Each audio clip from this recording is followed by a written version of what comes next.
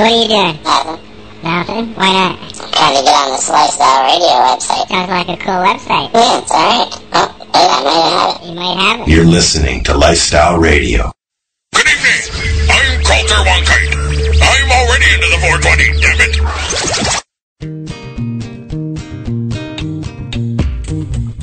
You like music, you like weed, well, we gonna be good friends indeed. This is how much I like more than smoking trees. They'll make you dance the do-si-do and teach you how the chiva grows. Smoke a bowl on the 420 radio show. On Lifestyle Radio. 420 radio show, we are live, and I've got an echo, because there we go. Now it's off. Nope, it's back. Reverb. That's reverb. What, yeah, reverb. So, we are back. Welcome to the 8th season of the show. Hey, y'all. That's a long time. How many shows do you think? Now, if I actually did a show every week, how many shows would 8 years worth? Come on, math people. Oh, my gosh. That's a long time.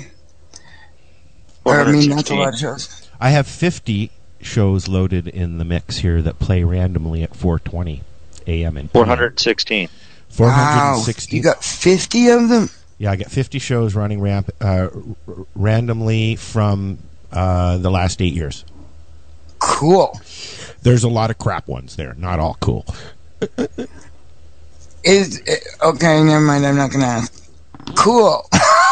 No. You know, the crap shows when I came on. No, I was thinking more about the ones where people hang up on each other, and we were left hanging one night. Everybody got arguing with each other, and every guest left, and Al and I were just sitting there like, Who was I know that? a show that should be replayed every once in a while. Which one? I was thinking about that one, too. I'm not going to say it. I'm not going to say it. No. The one that I didn't come into, I just stayed in the chat room for. Oh, Mr. Trammell's show. Yes. Yeah. That's the one I was thinking. That one got deleted by accident. Yeah, that should have been saved for a long time. No, I have it. I have it here somewhere. I just don't listen to it. I don't like the sound of John's voice, although he's a mastermind when it comes to legalities. I'm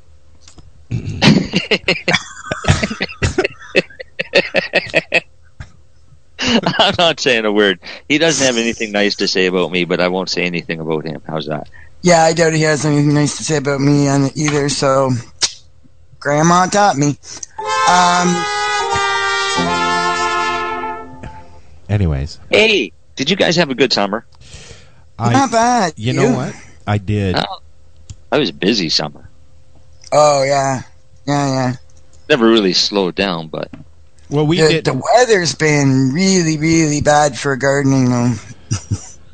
We've done a few things this summer, other than gardening. We've done a few really cool things this summer, other than gardening. We did that thing at the beginning of the summer, which was really the fall awesome, thing. yeah. And then we did that other thing. That other thing. Yeah, and then there was another thing that we did that didn't go off very well. I missed that thing. And then, and of course, we can't forget to mention, that, right? Yeah. Yeah. Yep. Yeah. Let's see. What did I do for that whole month off? I went to Sabo Beach for a week of it. Yeah, you lucky dog. Yeah. I went to Harvest Fest. Yes, you did. Yes, everybody got out but me. Well, that'll happen in the spring. That was a fun time, Laurie. That'll happen in the spring, Laurie. Yeah. Well, I had fun back in May, the one time I ventured out this year.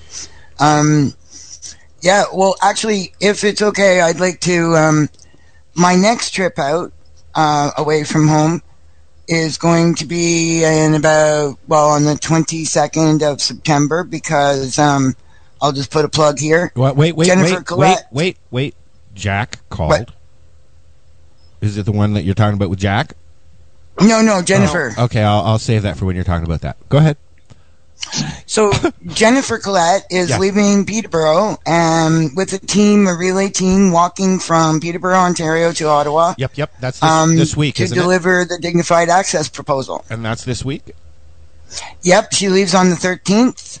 from the courtyard outside the Liberal office in Peterborough. And she'll be heading out aimed for Ottawa, and we'll be there on the 22nd to welcome her in Ottawa. Details of the plans are fuzzy yet because it was sort of a last-minute thing. We started a month ahead of the event because I kind of felt it wasn't fair for all these people to be making all this effort and have nobody there to say, hey, welcome to Ottawa. So I offered to try to spearhead something. We're going to have a press conference in the Parliament buildings at 3:15 p.m. on the 22nd. Cool. Where Jennifer will be talking about why she started doing these walks and this year's walk. And this year, now Jennifer's gone, I believe, 4 years from Peterborough to Toronto. Yeah, I was going to say, this is the first time she's doing it to Ottawa, right? Right. It's called the Canadian Freedom Walk for Chronic Illness. And basically to raise awareness, she's able to walk because she uses cannabis. Is basically her point of this thing. To prove the benefits that she's been able to realize and what she's able to do because of it. And also, too, I believe her grandfather was a champion walker. Like won awards and stuff like that for walking. And so she's carrying on the tradition. So we'll be broadcasting the arrangements for the welcome as they become available. But just know that around 2 o'clock on the afternoon of the 22nd, we should be on Parliament Hill. Cool. I was going to do that. I was going to go, but I can't. You were going to say cool? No. I was going to go to that. I was going to, come out to Ottawa for that whole shindiggy at the end, but I just can't afford it. Unfortunately. Well, there's another girl that's volunteered to help. Another woman's volunteered to help. That's in the Ottawa area. Thank heavens, I'm starting to connect with a few other people that are, not 2 or 3 provinces away. Yeah. And yeah, she's working on getting a permit for a gathering on Parliament Hill. Ooh. And or other arrangements for a meet and mingle and refreshment time for people to be able to get together with Jennifer and have a chat. And Jennifer and her team, because it is a relay. And the walk route, there are a number of patients and supporters that are joining on different days. So the walk route from Peterborough to Ottawa on different days, she'll be joined by different people for different sections of the walk in support. And, if anybody that's listening is interested and along the way, please hop on the chat room or give us a call or send a message and ask, and we'll send you the links to the information. Yep. There's a link, dignifiedaccess.mcpacanada.org. There's a button, huge button there. There's a big image for the walk, and if you click on that, you'll get the press release and more information. Yep, and if you go to our website at lifestyleradio.net, you will see in our rotating pictures, the banner will come up, and you can just click on that and follow the link as well. And I Perfect. think Al should do that walk. I wish. It's a relay walk, so you can walk with them. Yeah. I'll just get that right way on that. You can get to Ottawa and it doesn't cost you anything. I'll get right on it. Sure. Yeah. I was going to try to do it, but I don't know if I'm capable of walking much farther than from maybe the Supreme Court to the Parliament buildings and then get the hell off the hill, but that's quite a hike. I had to walk from Ontario Place, the parking lots in Ontario Place, all the way over almost to Park Lawn for the air show, because we don't pay to go in. And not good. No. I wish I could. I really do wish I could. I miss walking. Oh, me too. I used to work at the Stampede. I can't even tell you how many miles I used to put on a day, back and forth across the park and around the buildings and here and there, and even getting to and from work, like on park to where you're working and then back out again. Oh my gosh, the miles I used to do. But yeah, I'm just not able. And Jennifer, bless her heart, she says, well, if you need a chair, I'll push you. All right. What? Like Superwoman or what? No. Uh-huh. You're not pushing a wheelchair after walking how many hundreds of kilometers? Now, is she doing? You know what? Is she doing the whole thing, Lori? Is she doing the whole thing, Lori, or is she just doing bits of the relay? I'm not sure how much of it she's doing. There are people joining her for portions of it, and people doing it for portions. Jennifer, because it's twice the distance she's done before, she's been training, but like that's, we all have our good times and bad times, and Mm-hmm. I would do it with a shopping cart. I'll tell you. Seriously. I'll tell you a funny story, Marcel. Why? Because I have a hard time walking to the end of the street, but a shopping cart's a big help. In the store, I can walk for miles in the store with a shopping cart because every once in a while I can lean on it while I'm pushing it. Plus, I could have the whole cart full of important things like medicated ice cream that cool me off. Exactly. Lots and lots of joints.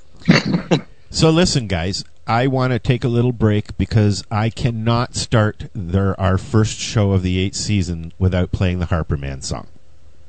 Oh, okay. Okay, so I want to play that, and then we've got a special PSA from the folks at illegallyhealed.com who are involved in a cannonball run, which is going from state to state. And there's a whole bunch of people involved, and they're going to be collecting pill bottles and then dumping them on the White House land. And we're going to be following them along when they're doing that. And I want to play that, and then we'll be back. This is the 420 Radio Show. We are live on lifestyleradio.net. Come on in the chat room and say hello. And join Marcel and Lori and I, for a little hootie.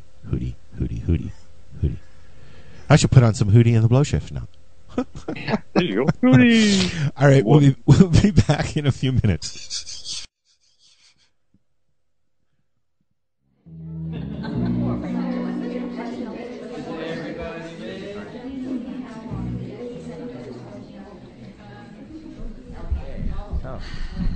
Make it count. Make it count. Okay, here we go, folks. Okay, come in. When you're ready.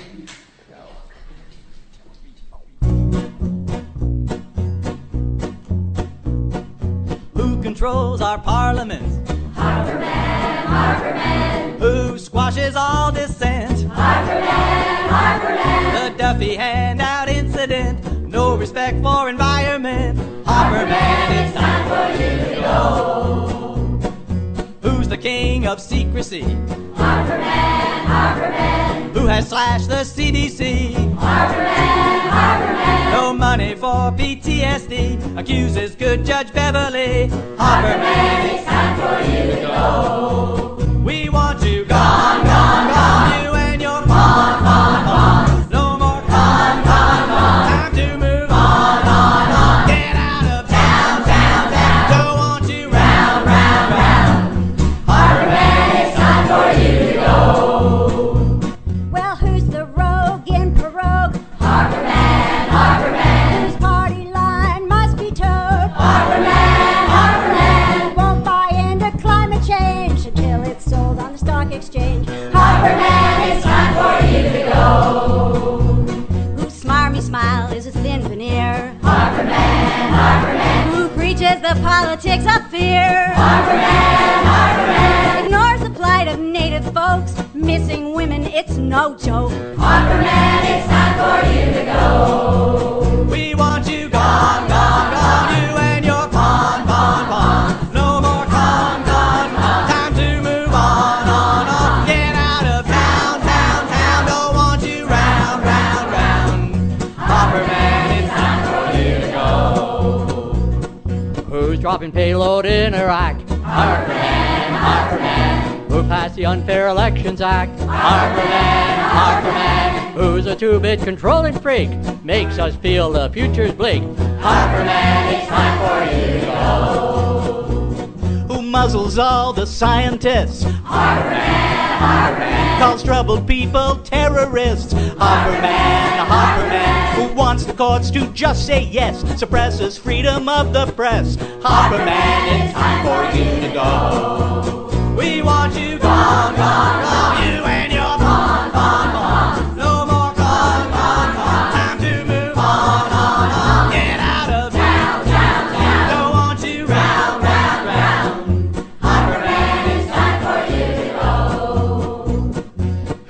watchdogs into lapdogs. Harbor Man, Gives his friends the best fat cat jobs. Harbor Man, Bigger prisons, tough on crime. Gerrymanders, election lines. Harbor Man, it's time for you to go.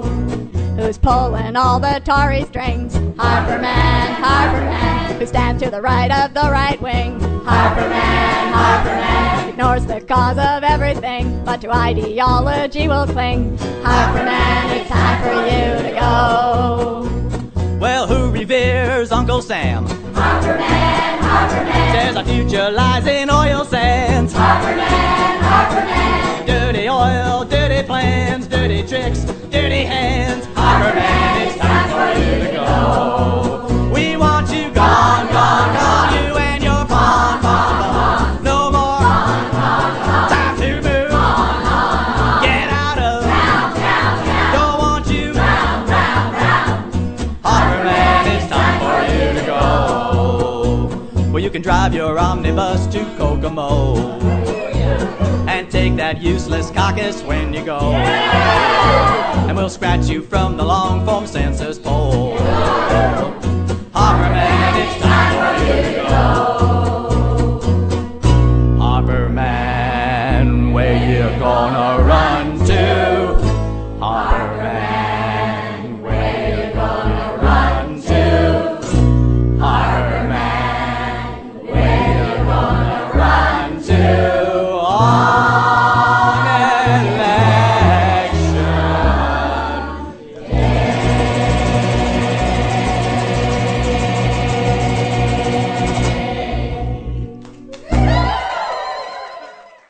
So what are you doing? Nothing.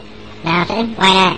Trying to get on this Lifestyle Radio website. Sounds like a cool website. Yeah, it's alright. Oh, wait, I might have it. You might have it. You're listening to Lifestyle Radio. The Cannonball Run for Vets will be leaving the city of Los Angeles on October 17th, heading toward our nation's capital. We'll be stopping in Denver, Austin, Nashville, Atlanta, and Philadelphia. At each of these stops, we'll have a 5K boot run, followed by an evening reception networking event. Veterans and military families will share their experiences and will be joined by leading researchers, educators, advocates, and legal minds. For this cross-country campaign, we're estimating our costs to be between $40,000 to $50,000. We factored in gas, lodging, food, marketing material, permits and fees, and costs associated with venues in each city. We've got a great list of incentives and perks for our donors, including original artwork, t-shirts, accessories, backstage passes, and more.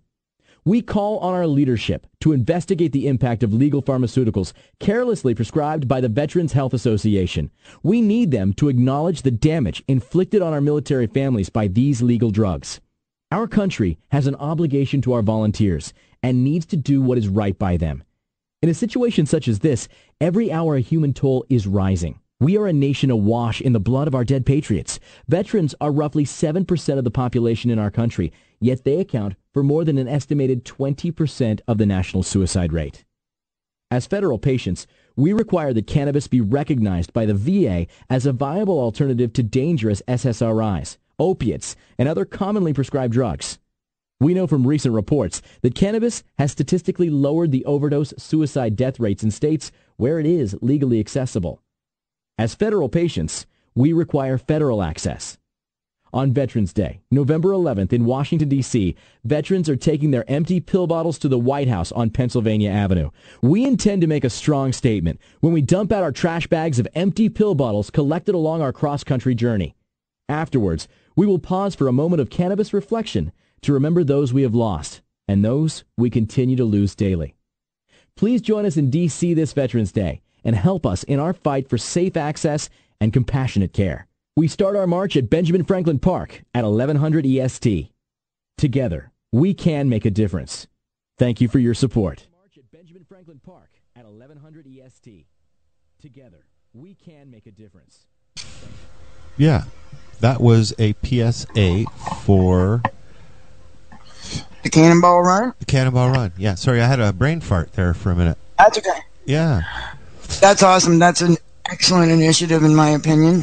Well, I think what we're going to try and do is, as they're going along and going through wherever they're going to be on the Friday that they're there, they're going to be calling in, or we're going to be calling them to find out what's going on and things like that. And we're going to try and be there when they get to the White House lawn as well on the air.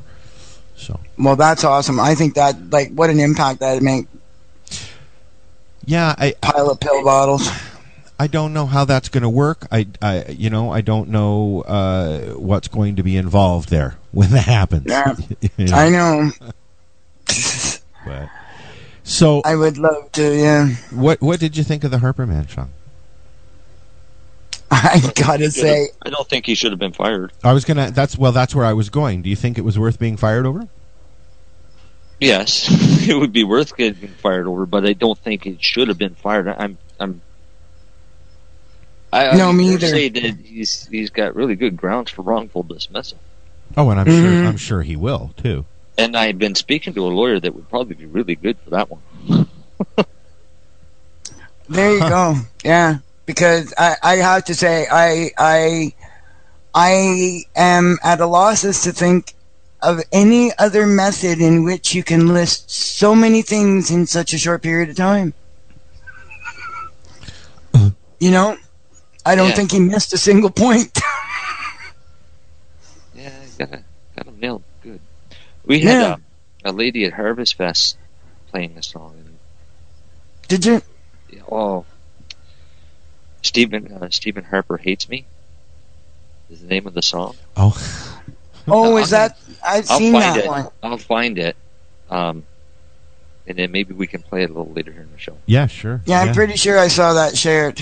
Yeah, what she did is she put on a little contest for people to submit a verse to the song at Harvest Fest, and then she would pick the best one and play it and maybe add it to the song.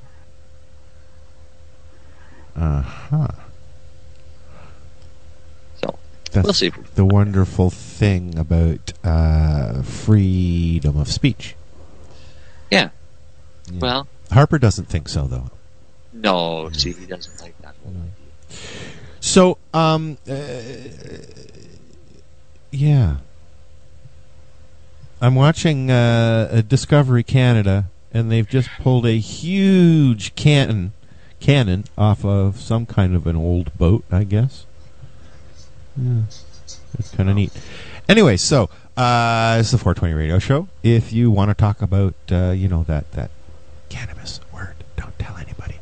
Come on in the chat room at lifestyleradio.net, and we'll talk about it all you want, without any censorship. Yeah, that doesn't happen often anymore.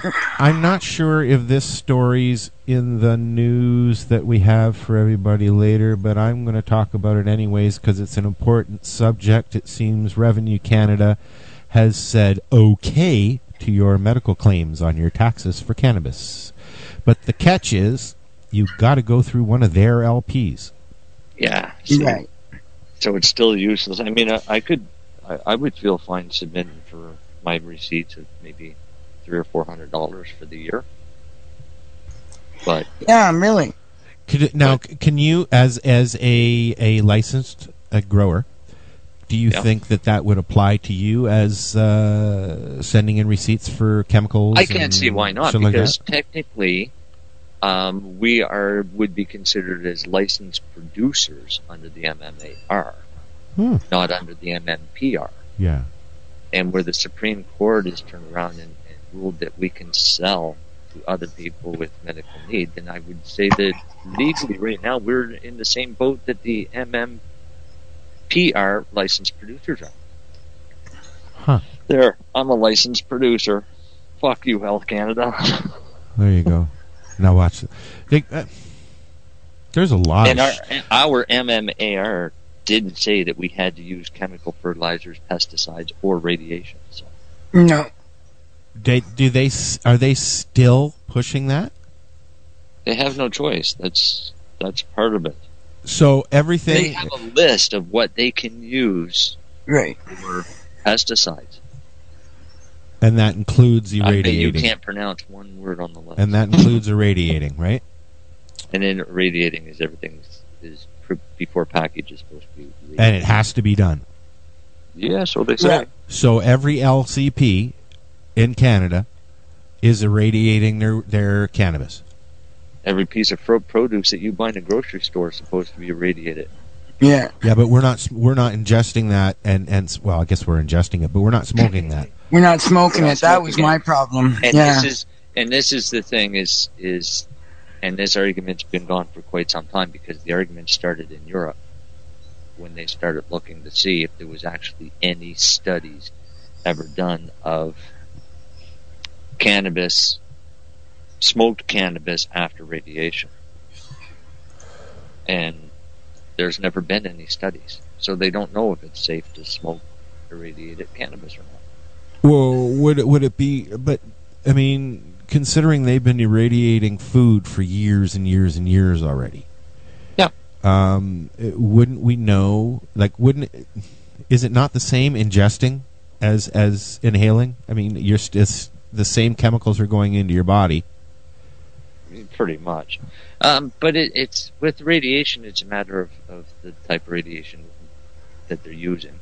Do they have a choice on which kind of radiation? What it's doing, because remember, if all your food in the grocery store is supposed to be irradiated before it gets there, then what is the radiation actually helping? Because people are still getting E. coli from spinach. Well, I mean, it brings me to another article that we were talking about in the chat earlier, like in our little chat earlier, about the CO2 extracts in Oregon. Right. And they've got really high levels. It says possible high levels of carcinogens. Right, but that's not as a result of the CO2 extraction. That's a result of the growing. Oh, okay. All right. So the plants, and it only makes sense. They test the plants and they don't find high levels of pesticides. Yeah. Right. They may only find minute trace amounts, but the problem is when you're making it in oil, you're concentrating all of the cannabinoids. So you're also concentrating the carcinogens. The carcinogens as well. So yeah. Then the oil that they're testing is showing these high levels. But it's not from making the oil, it's from growing the plant. So really it strengthens the argument to let people grow their own and stop letting these corporations for profit poison us. Well, it seems to me that would all around be the better deal, because we wouldn't have... Now, are they going to... If they allow us to grow, do you think they're going to be that stringent with us and say you got to go and find a company and have your stuff irradiated before you can use it? No, because if they're going to do that, then they better do it to every person that's got a garden in their backyard. Okay. All right? For all of their tomatoes and their carrots and exactly. Everything like that. Yeah. Wow. I will say that I have recently, I'm trying to search the net without losing my connection here, because I have recently read an article, and I'm not sure where it was from, and I know I shared it at the time. Somebody who was doing, I believe it was gas chromatograph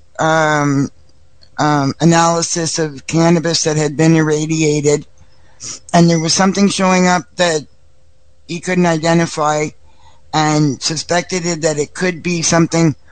There is talk of some sort of a nanocomposite particle residual or something like that, possibly from irradiated cannabis that he found, but that was like his suspicion, not actually confirmed.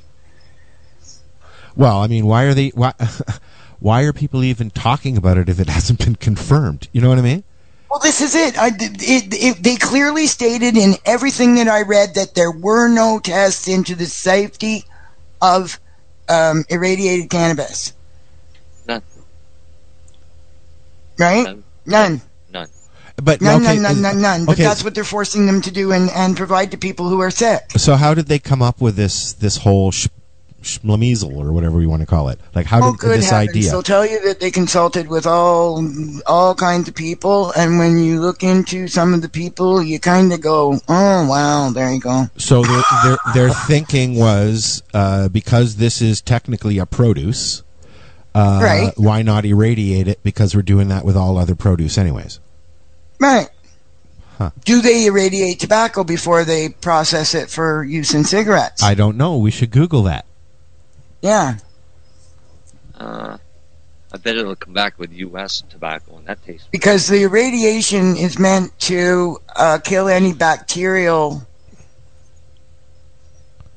after the fact organisms or whatever that may be present, right? Yeah, that kind of stuck around and went. Keep it from spoiling or whatever. Yeah. Kind of like preservatives do, I guess. Yeah, I gotta say, from 3 years of experience, I dry it, I cure it, I don't touch it except like burp the bottles every once in a while during the year, and a year later it's still good, and I've never had. Well, I mean, isn't there? I forgot what I was going to say. It doesn't make sense to me that one is okay and the other isn't. Well, here you go, and let's just add a few layers on there. Have there been any tests into the any tests for safety? Okay, for cannabis that is grown with nutrients, treated with pesticides, and irradiated. I don't know. I have no idea. None whatsoever. Probably none. We need to find this out. They're supposed to be looking after our health, and they're blindly going around going, "Oh well, if it works for this, it must work for that." No, I have no idea what they were thinking. But that leads me to a few thoughts that I had today in a conversation with people that would lead on to this. Regarding Health Canada, the Conservative government, what's happening with our medicine and stuff. One of the recent things that happened that may or may not be included in the news report is that Health Canada has recently, on the 9th of this month, sent out to 13 dispensaries who have been identified by them as quote-unquote advertising and normalizing cannabis use, that they are to shut their doors and send them a letter by the 21st of September saying that they have ceased distribution of cannabis as a controlled the controlled substance of cannabis. I'm actually looking at the letter.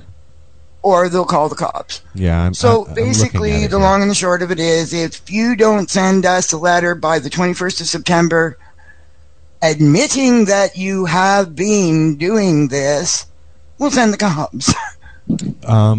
Yeah. They sent us letters and said we had to destroy whatever we had. I don't know who might have done that. Bless their hearts if they did. Shake their friggin' heads if they did. Let me just read this here right from Not this everybody letter. is in full knowledge of when shit goes down, though. How many people knew how many of us, those 40,000 people, didn't even know there was an injunction? Yeah.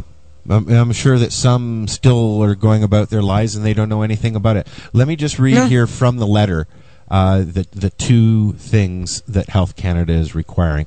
Pardon my reading.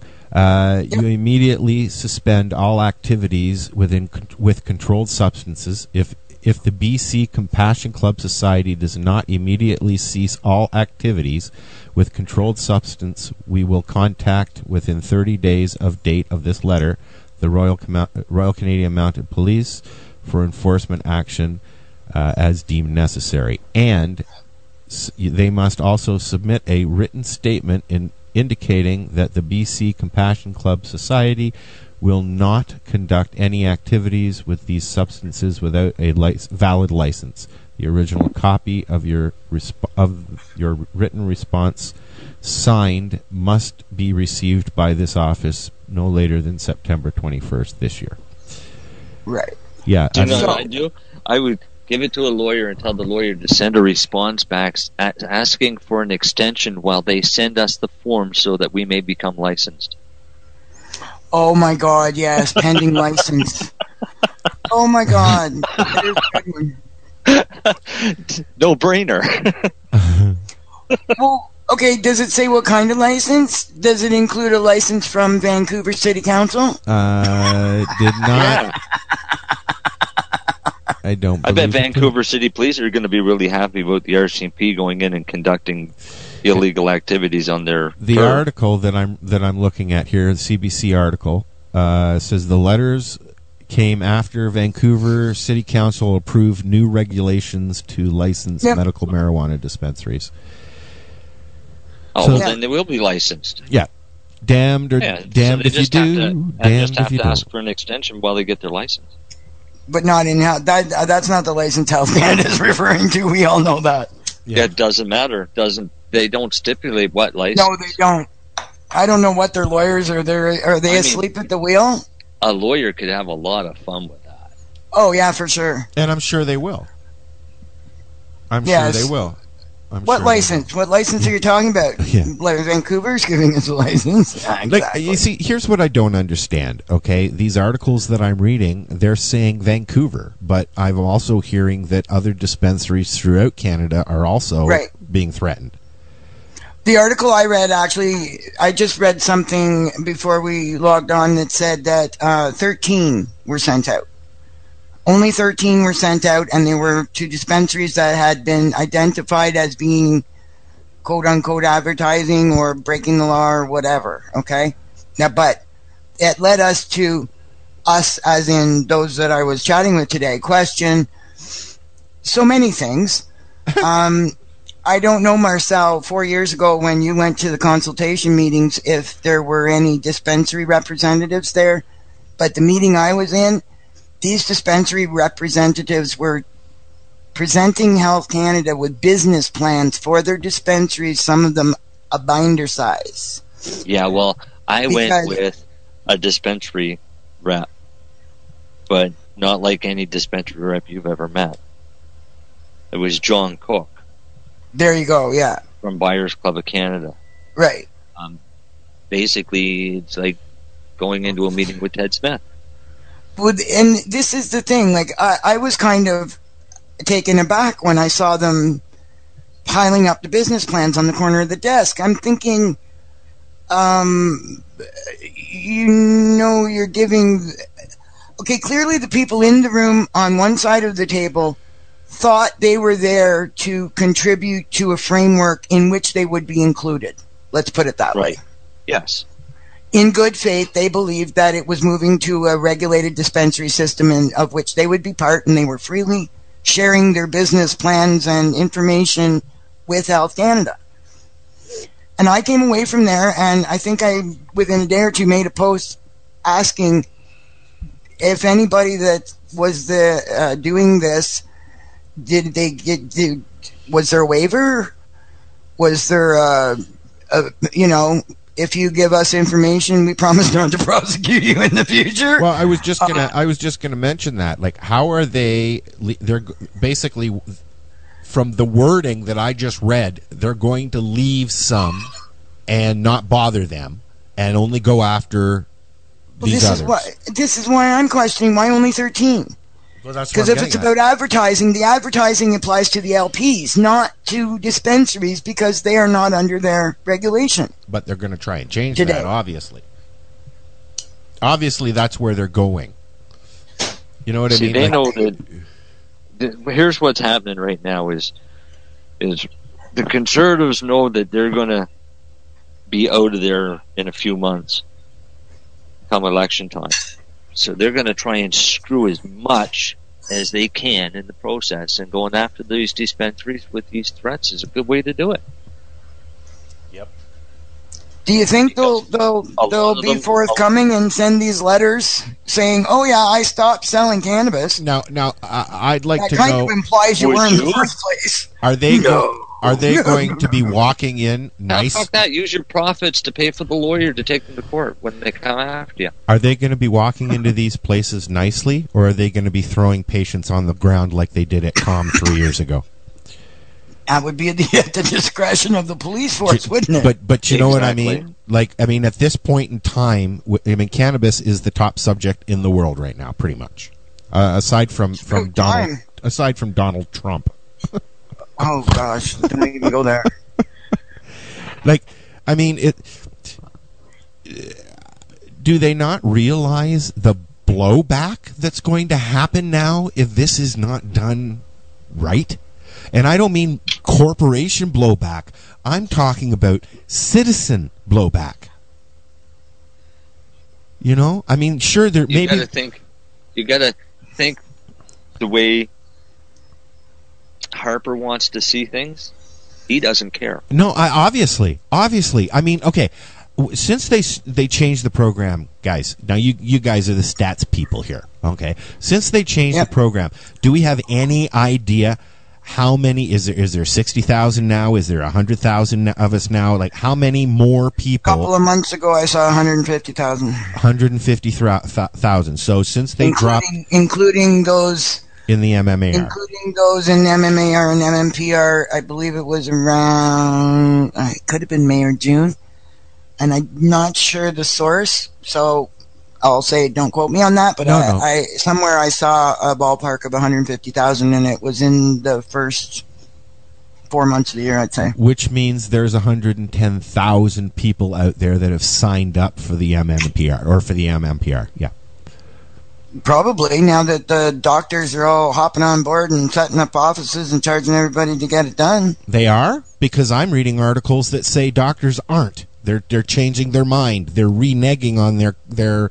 signatures. In Nova Scotia, doctors.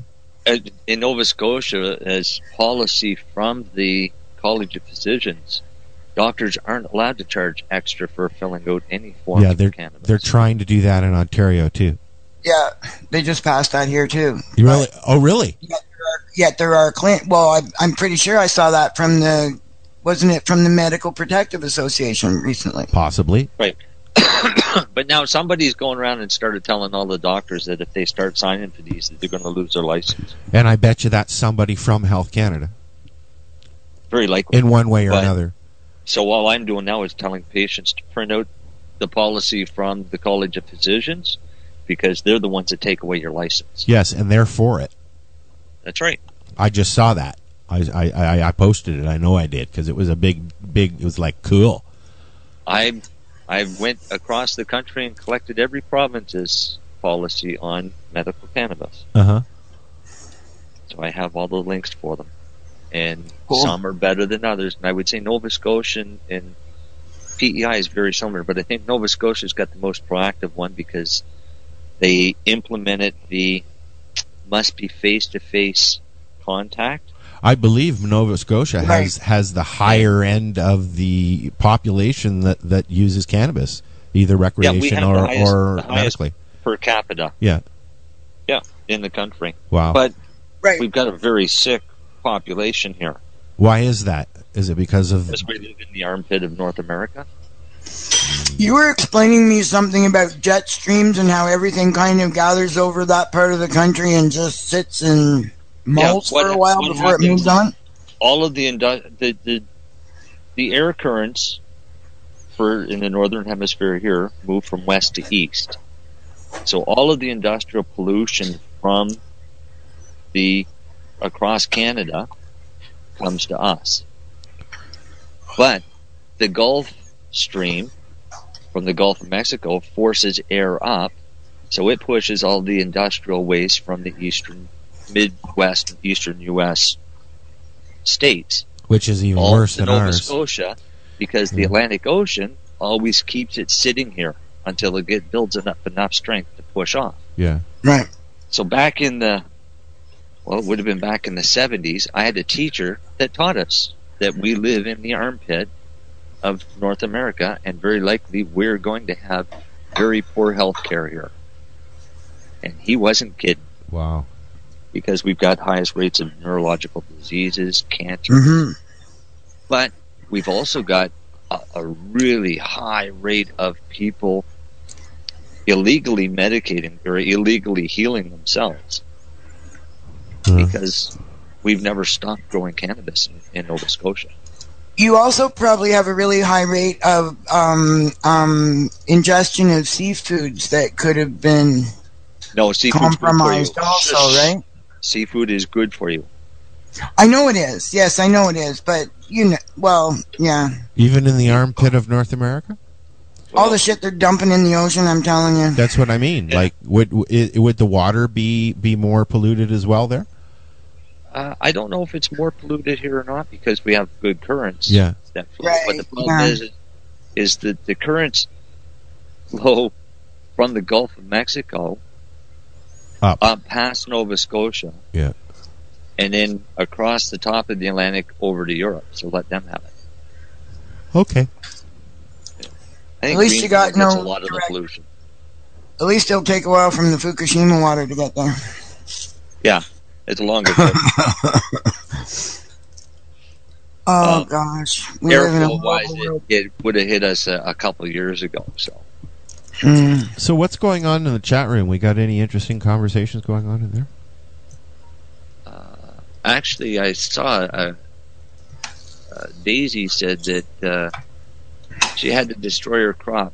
She's one of those wonderful ones that have the license with it. She can grow it, but she can't possess it. Wait. Oh yes. What? Jeez. Explain that. Because of the way the injunction was laid out and the stupid dates that Oh. Canada implemented. Oh, fuck. She has her grow license, but doesn't have a license to possess it Because that one expired. because Right. that one expired at the injunction time. How can one expire and one not? Because 2 different dates. One for gardens in Son of a September, bitch. and the one for possession is in March So she the had following year. she had to destroy her plants in order not to get in trouble. Not be possessing it. Yeah. But technically, she really didn't have to destroy her plants. She could still grow her crop because she has Store it the on storage Yes. on site limit that Right. falls under the growing license. And then just take a chance with whatever she needs on her person. Or medicate only at home. This is the most ridiculous, asinine situation. I've never The heard whole any. Yeah, setup is I've never heard anything so fucking idiotic. Oh, it's so absurd. And you know, I don't know whether or not the judge that imposed those dates was aware of the fact that when the 1st of October rolled around, Health Canada, if anybody called to find out, can I reapply? Can I renew? Can I do this? Mostly they were told no. And she just said that her license expired 2 weeks before the injunction date. Yep. Yeah. How fucked up is that? And there's no allowances. None. Here's one for you. My most recent license was issued 2 weeks before the injunction date. I got mine in September. Mine was March, All right, 2 weeks so there. before the That's injunction. a good question. What if she gets a prescription from a doctor? Yes. Okay, so what You I'm could get a advising is prescription Section 53 for people, yeah. She could get a prescription from the doctor. She's already got an MMAR that allows her to grow. All right. Right. She's in a wheelchair. Yeah, and misdiagnosed. Okay, They so- thought she had Misdiagnosed. MS, but she actually has Lyme. Okay. This is a perfect example. Oh, we have to put her on to that doctor at West then. Dr. Murakami? Yeah, she knows. Yeah. He's actually just He's using cannabis. treatment He's now. using cannabis for Lyme. Yep. Sorry about that. But yeah, so Small, what she loud could do dog. is she could go to a doctor, get a prescription, but the problem with that is she would still have to purchase from a licensed producer from the MMPR. So she'd have to sell her weed to them and then buy it back. Well, no. What she could do is only buy it like a couple grams a month type thing. Yeah. And then make sure she only ever has a couple grams on her at any time. Hmm. Ideally, what will happen is if the cops stop you and you have an MMPR license, all right, they'll give you a card or whatever, and you're carrying your They're cannabis issuing with cards you. now? They're issuing IDs? Some are, yeah, Okay. and or it's your prescription label, all right, the Yeah. label that's on the packaging. Okay. That's what you can't lose. Okay. All right, so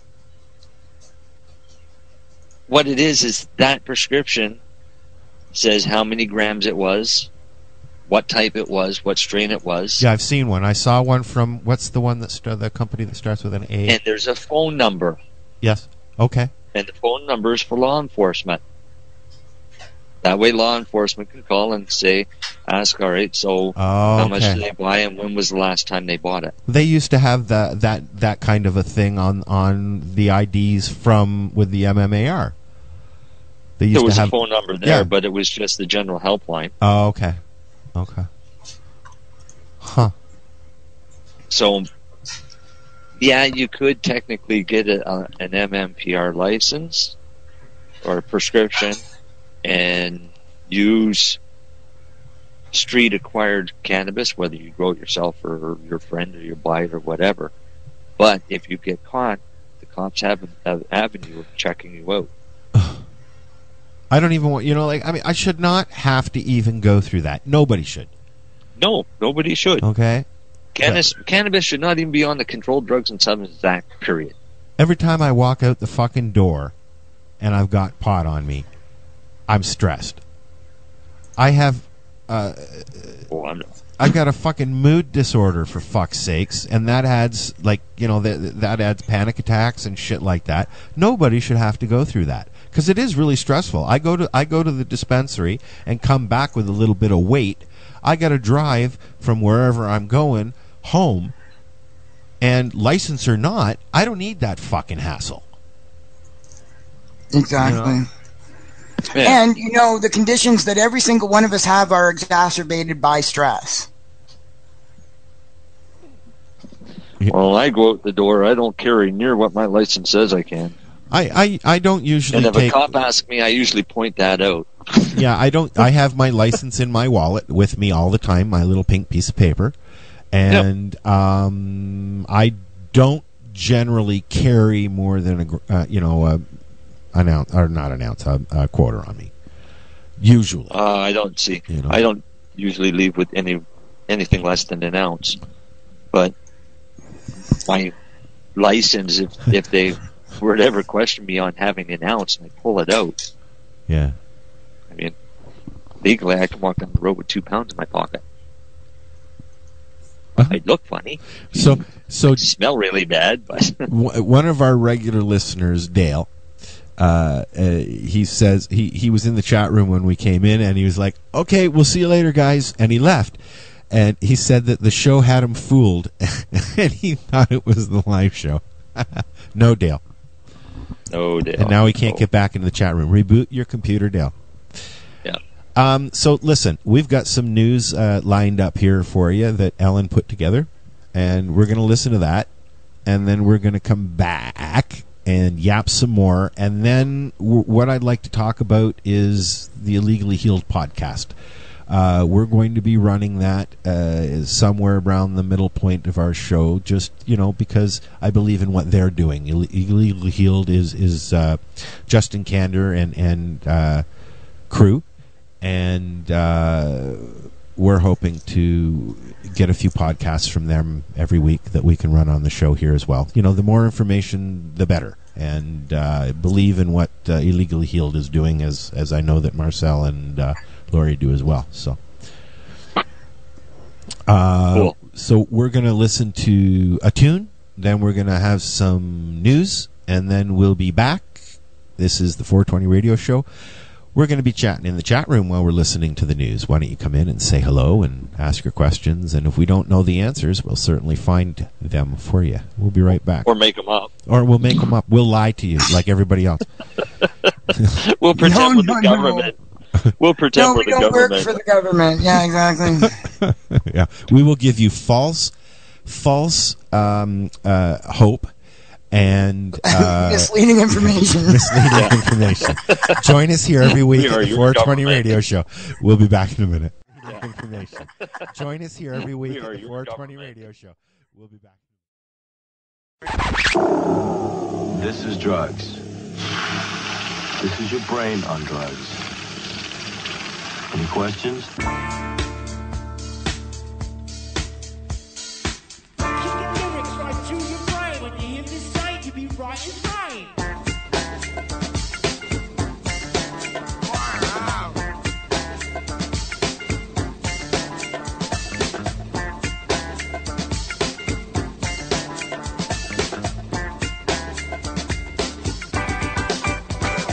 If you wanna know the real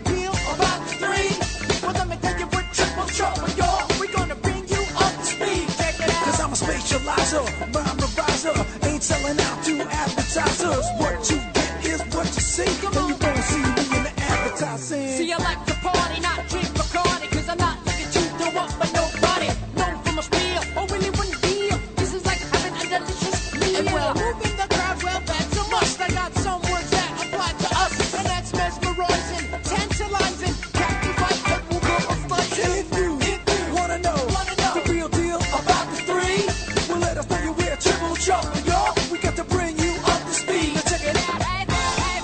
Maybe that's 'cause it's midnight and the dark of the moon. Besides, maybe the dark is from your eyes. Maybe the dark is from your eyes. Maybe the dark is from your eyes. You know you got such dark eyes. Here's one for the bleachers and the upper tier. Versatile, all-temper cheer. Do you wanna jump on Mr. Belvedere? Run this rap game like a brigadier. I got kicks on the 1, 7 and 11, snares on the 5 and 13s, rhymes all the time and that's the given. We're hot on the disco scene. Check it. Slow down with the army, got to stop stinching. Source of the problems after your bitching. You got lyrics that got me cringing. You're like a fish stuck with your damn engine. If you wanna know the real deal about the three, well, let me tell you what triple trouble, y'all. We're gonna bring you up to speed. So check it out. Check it. Check it out. Check it out. Check it.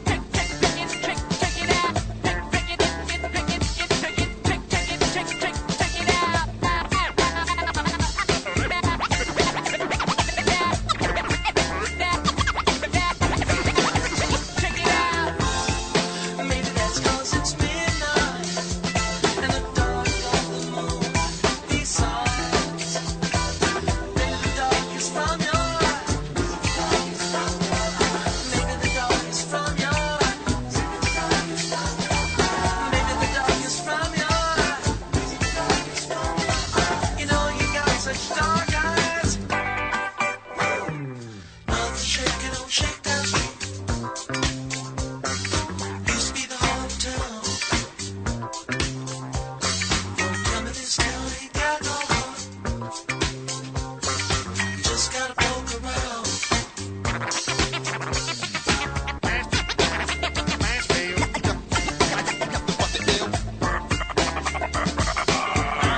Put this shit together. Put this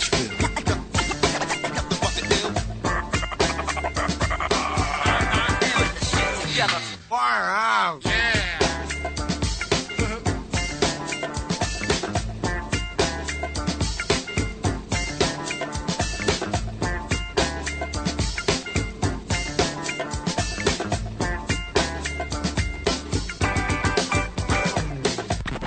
Firehouse.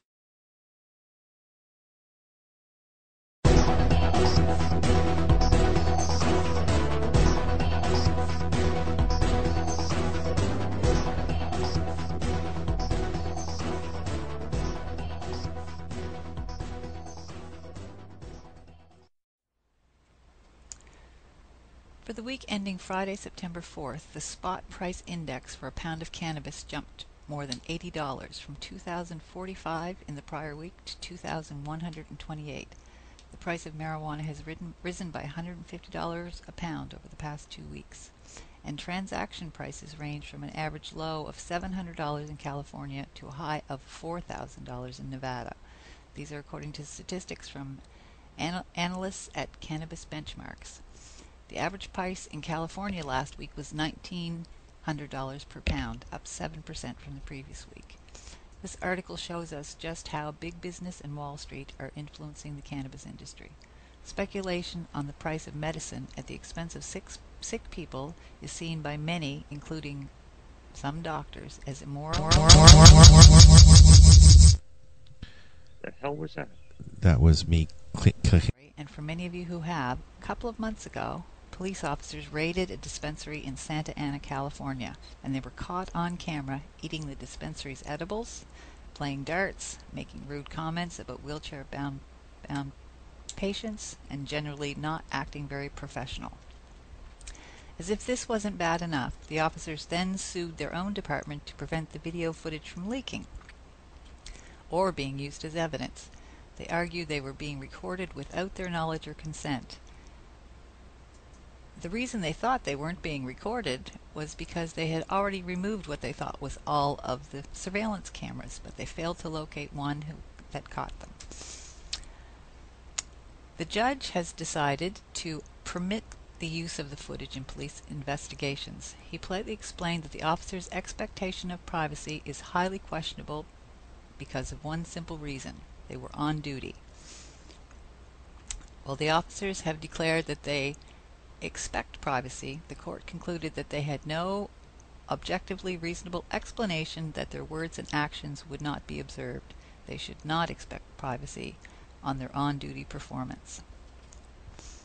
A new study was released from the National Highway Traffic Administration. It shows that drivers under the influence of cannabis are at a much lower risk of an accident than those under the influence of alcohol.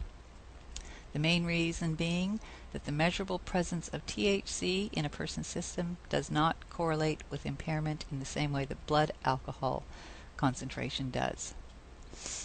The number that they're using, for example, 5 nanograms per milliliter in Colorado, tells us next to nothing about whether a person is impaired or fit to drive.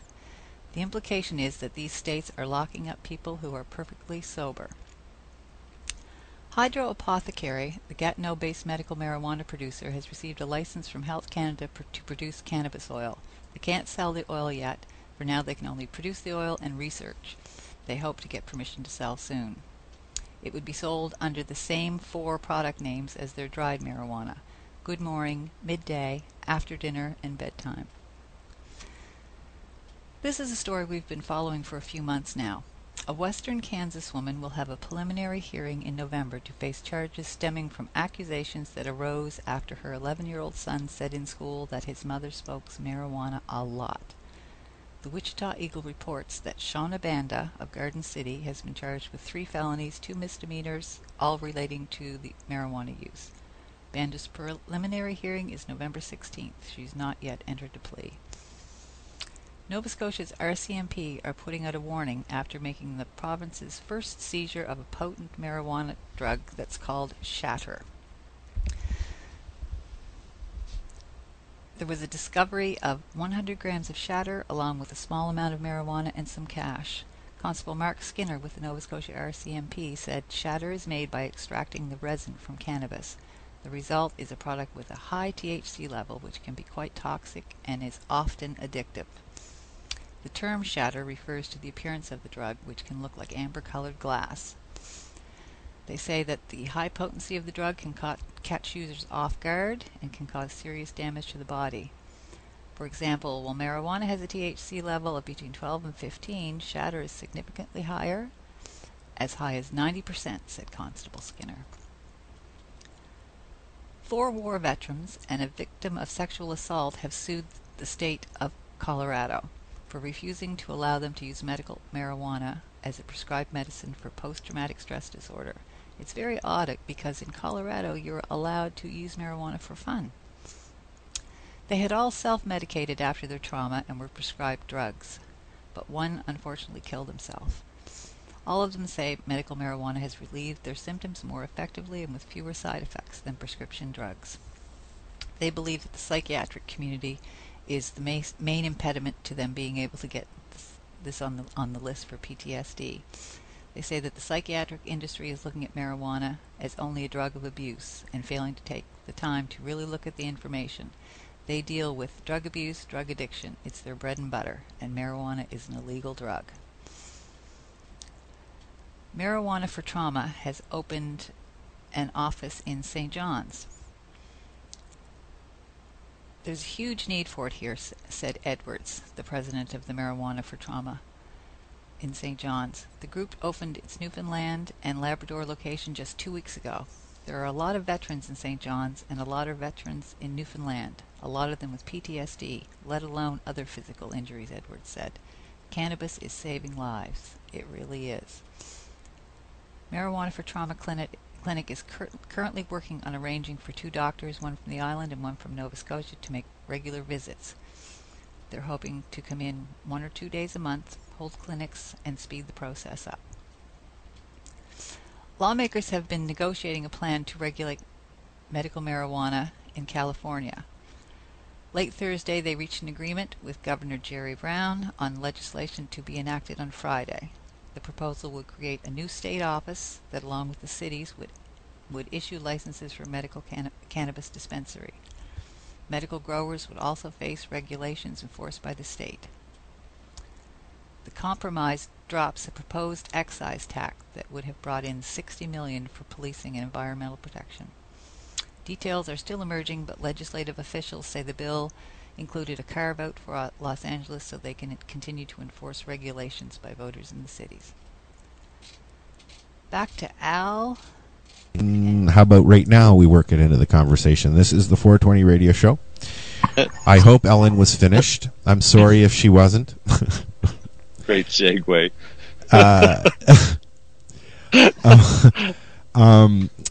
Coming up very shortly, we're going to be running our first edition of the Illegally Healed podcast. You can find out more information at illegallyhealed.com. And we're going to have Justin on the show and his crew as soon as we can.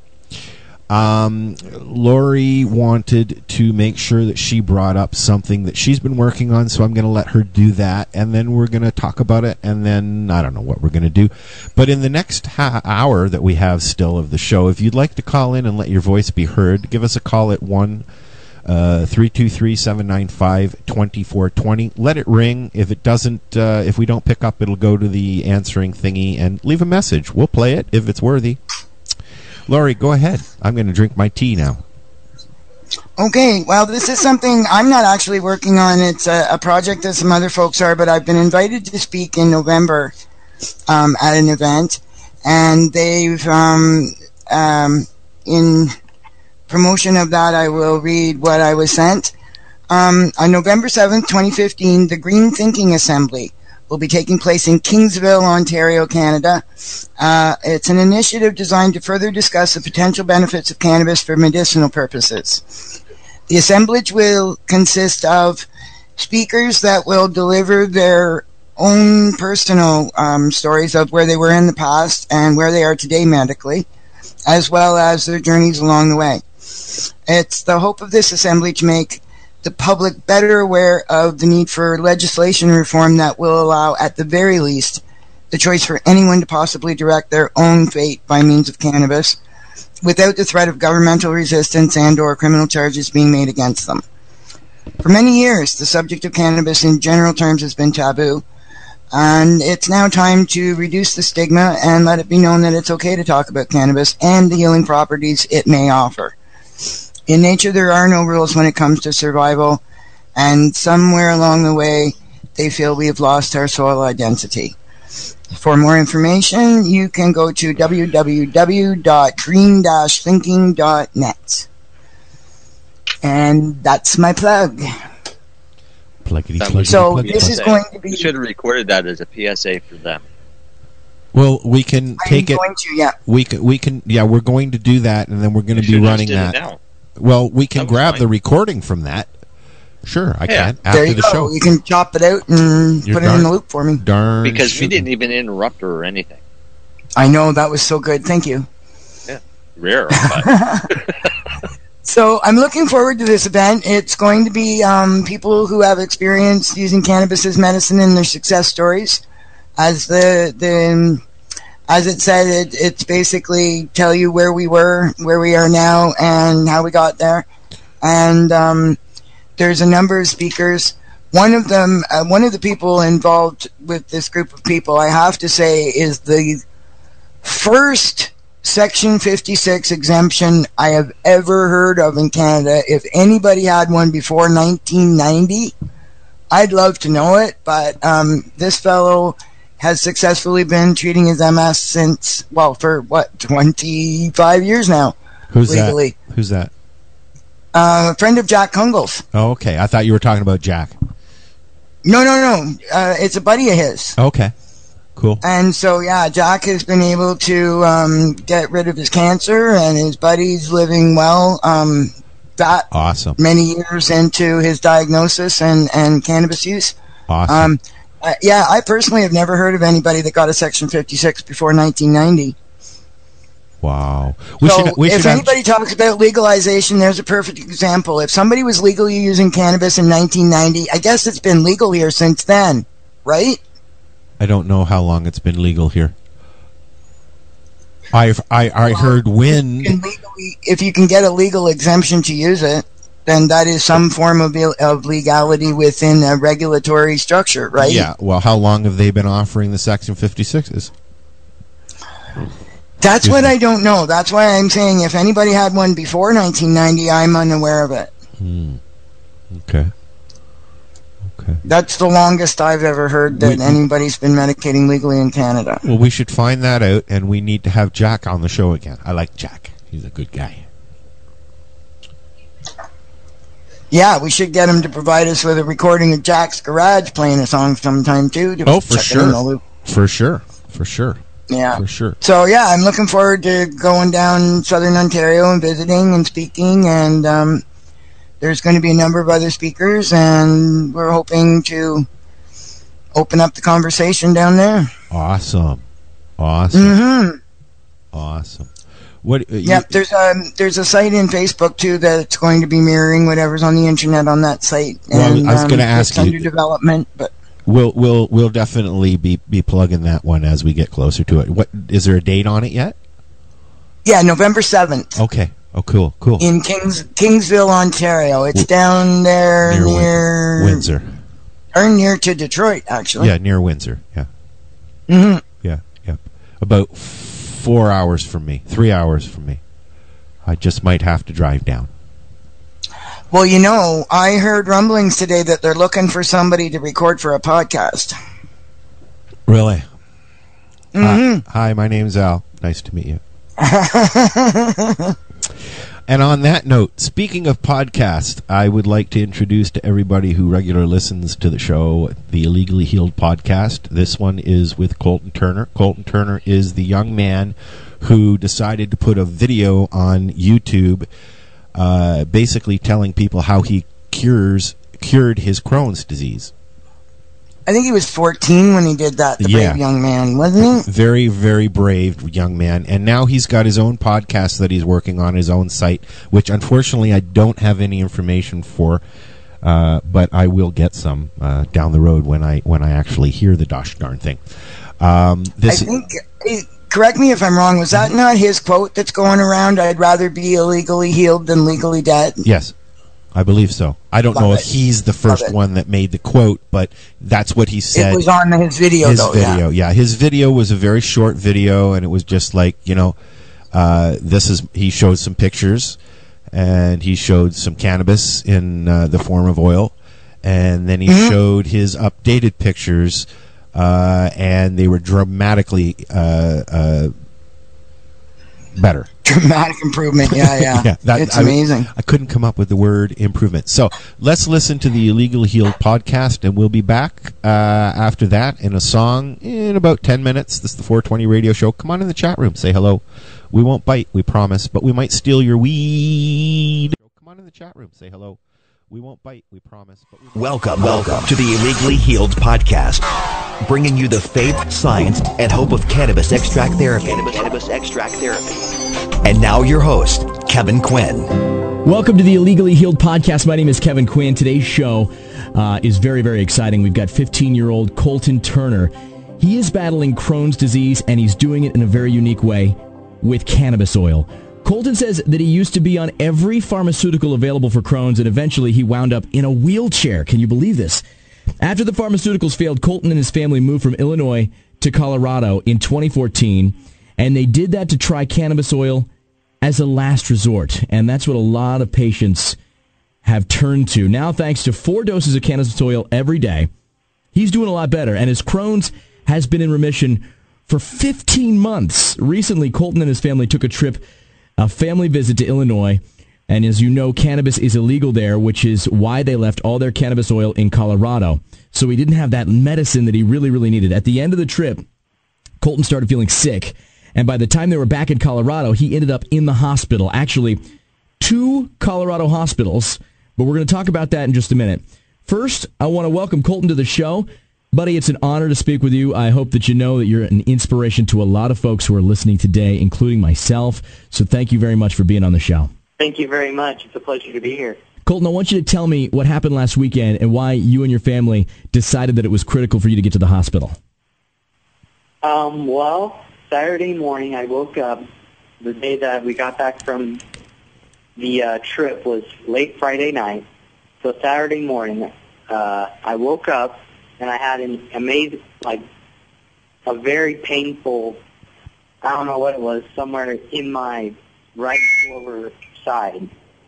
And it just got so bad that I couldn't barely walk, and we just had to go to the hospital. I imagine this pain was just unbearable. Let me ask you, what was the hospital that you went to when you were dealing with that pain? Memorial Children's Hospital. That was in Colorado Springs? Yes. When you arrived at Memorial, did you tell them that you were a cannabis patient? Yes, we did, and we only were able to stay there for one day because they did not allow cannabis use there, for me at least. So instead of allowing you to use cannabis to treat the insane pain that you were in, what did the doctors give you? First, they gave me morphine, which was my first time actually taking morphine, and I felt like there were just walls all around me just crushing me from the outside in. It was just excruciating and painful. Yeah, there's no doubt that morphine is quite a bit more of a heavy, insane drug than cannabis. I mean, I'm not a doctor. This isn't a medical statement. But if you look at the difference between a natural drug like cannabis and a man-made chemical like morphine, and you look at the two of them side by side, I don't think anybody would dispute morphine is definitely like a way more intense drug, and obviously you didn't have a very good reaction to it. No, I did not. It made me have pain that felt like walls that were closing in together. Well, let's get back to the cannabis for a second and talk about that. What did Memorial tell you about using cannabis? Obviously, some people there believed in it, but their policy was I wasn't allowed to take the cannabis oil unless I had epilepsy. For your condition, it was no-go. Other people with epilepsy, they were allowed, according to the hospital policy, to use cannabis oil to treat their condition. Yes. Now, how did that make you feel? It made me frustrated. Say that one person can have their medicine and the other can't. It's ridiculous. We could be using the same strain, same medicine, but they would let them do it and not me. So you really felt discriminated against? Yeah. It just frustrates me that people don't understand that everybody needs this medicine, no matter what they have. It raises an eyebrow. Essentially, you were kicked out of a Colorado hospital, even though you were a legal cannabis patient. And at that point, what are your options? I mean, did they transfer you to another hospital? Yeah, they transferred me all the way to Denver Children's Hospital. Okay. Tell me a little bit about how they transported you there and a little bit about the story behind the ride that you got there. Basically, what they did was they transported me by ambulance. And I was still in the bed. I was in my gown. The ride there was just so long, especially since there's a little bit of traffic. It was just very inconvenient for my mom because she had to, sit up straight for 2.5 hours. I'm sure, and nobody likes to go through something like that, especially when you're dealing with pain. You're going over potholes. You're in the back of an ambulance. You're wearing a gown. Your butt's exposed to the world. You feel vulnerable. A lot of people that are listening to this are feeling for you right now. They've probably been through something similar. So when you arrive at the Children's Hospital in Denver, I guess at that point you're able to medicate with the cannabis. Tell me, how did that change everything? Was it effective in treating your pain at that point? It was pretty effective. Luckily, I didn't have too many Crohn's pains. It was nice to actually take my medicine before I had another major flare-up. Yeah, Crohn's is a very, very debilitating disease. It's characterized by very intense flare-ups that can really be crippling. And, you are really a rock star. I really appreciate everything that you've done and taking a few minutes to sit here and talk to us, Colton. I'm looking at a really awesome picture of you standing next to Ed Sheeran. What was it like meeting him? It was really cool. We have a friend in Illinois who looks just like him, and my brother actually got the chance to show him a picture of him, and they look exactly alike, and he laughed. He's like, oh my gosh, they look exactly alike. It was really, really cool. really appreciate, like I said, you taking a few minutes to talk to us today. I guess the overall message that people can walk away from is that even though there are still blockades, even in Colorado, where you think the bastion of freedom when it comes to the cutting edge of cannabis laws, there are still blockades to people who are legitimate patients getting what they need. And at the end of the day, when you think about it, it is working, not just for epilepsy patients, but for people who have all kinds of conditions. Colton, you're dealing with Crohn's disease and the pain associated with that. And there is some real sound evidence that it's not only helping you deal with your pain, but also helping heal your body. And so, as we explore this further, as doctors look into that further, I really appreciate you continuing to talk about it, having this discourse, and continuing to be a part of the public talk about what's going on. And hopefully you'll continue to get the medicine you need, buddy. And I appreciate you being on the show. No problem. I appreciate it. Thank you. You've been listening to the Illegally Healed podcast. Remember, your passion and dedication will make the difference in spreading the word on this critical treatment. Find us on Facebook, Twitter, and online at illegallyhealed.com.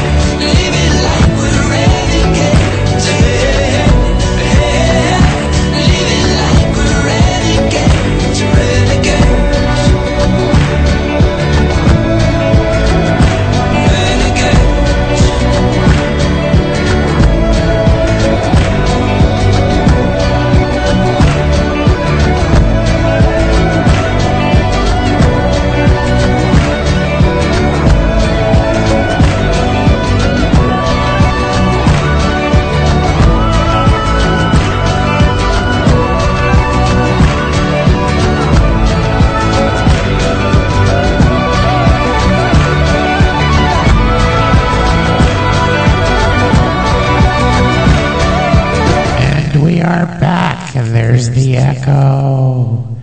The echo, we are the window into your mind. Is that your Gollum impression? Is that who it's supposed to be? Under-medicated or over-medicated? Very under, man. I ain't got nothing. Under-medicated. Very, very, very, very. I am over-sesameted. That's horrible how many people don't have medicine now. I'm surprised you're still awake. You know what? Give me about 15 minutes after the show. It knocks me out. Yeah. I wouldn't be able to live without it, though, unfortunately, and I know lots of other people that are. See, I refuse to take opiates. At least with THC, I know what I'm getting, including the synthetic shit. You know, Yeah. so I know what I'm up against. I know that I take one, it's going to get me through the day. I take two, it's going to make me fall asleep. That kind of thing. And tomorrow you won't be groggy. I'm always a little groggy because of it. I'm not groggy when I don't take it. Yeah, when I don't take it, I'm not groggy. Otherwise, like by 4 o'clock, I'm usually up between 6 and 7. So by 4 o'clock, my meds have worn off, and I'm sleepy, and I can hardly keep my eyes open. Unless if I have cannabis, then I don't have that problem. Yeah. Yeah. But I mean, it allows me to walk my dog and go to the store and shit like that. Well, hey, you do what you got to do. Thank heavens and knock on wood, I haven't had to go back to any kind of alternative method of medication other than cannabis for. Well, God, so long. I think I mentioned before we went on a break there, that I had a colonoscopy due, and I went for that, and they found shitty. It's a shitty thing to do. I rolled over on my side and I went, ooh, cool, TV, good night. But anyways, they found a large mass which they removed. It was not cancerous, unfortunately. You were just full of shit. I was just full of shit. But you know what? He told me with great concern that it was the kind of thing that cancer comes from. And I am, for the last 3 years, maybe a little bit longer, I have been lucky to have access to tinctures and oil and things like that. So I thank God to my friends that helped make that happen, because I believe that if I had not had that in my system for the last several years, I would be fighting a far worse thing than I'm, able to say I'm good for another 5 years at least, I hope. So. Well, good. Yes, good. I'm sorry to hear you had anything that had to be removed, but. Oh, and I was sick for 2 weeks because of it. It was just. What? I was sick for 2 weeks because of it. That's good. I'm glad you said that again, because. What'd you think I said? Yeah, exactly. It sounded like you said I've been a dick for 2 weeks because of it. No. I'm a dick every day. I don't need 2 weeks to be a dick. Come on. Oh, my goodness. I'm glad you had a clean bill. Well, relatively clean bill of health. Good. It's good. Yeah. Glad to hear it. Yep. The prostate is next. Well, I have to say, the do we say the I tried that the other day. I couldn't reach. Yeah. And that's why you get a friend to do it. Sorry, Lori, go ahead. You were saying something, Lori? I was saying something about collateral effect, actually, yeah. With the prostate, you'll affect the bladder. What I was going to say is, that's not what you've been medicating, but you believe that because you have been medicating with cannabis that you have probably alleviated some of what might have happened, right? Yeah, I think that I've probably had enough cannabis in my system between tinctures and oil, because I was on pretty much the whole time that I was doing the show with Jess when you were here too. I was on the I think it was a 1-to-4 ratio of coconut and RSO. Yeah. And I am a firm believer that if I had not been on that at that time, I might be a little sicker than I could have been or am. I mean, So. Well, I wish I had enough available to be able to take it constantly all the time, because I believe I'd be more healthy. But I have to say, it's almost every day I'm surprised by the collateral effect of the medication I'm taking. I mean collateral effect by I'm not taking it for the purpose of regenerating things, but yet I think you're more of maintenance. Has to be. Yeah, you know what I mean? More of a maintenance thing, right? Right. Yeah, but you know what? I gotta say, Lori. Okay, I've known your you. body will use it where it needs it. I've known you for about 5-6 years now. Okay. Yeah. And your voice is so much better. Your whole demeanor is so much better. Yeah, she's not near the bitch. Yeah. I mean. Oh well, there are times. Yeah, just overall, from what I've seen in your growth, then and now, I've seen a big difference. You know. Well, in health aspects, because when we first started having you on the show all the time, you were barely mobile. Okay, you were having a hard time getting around, right? So, I think we lost her.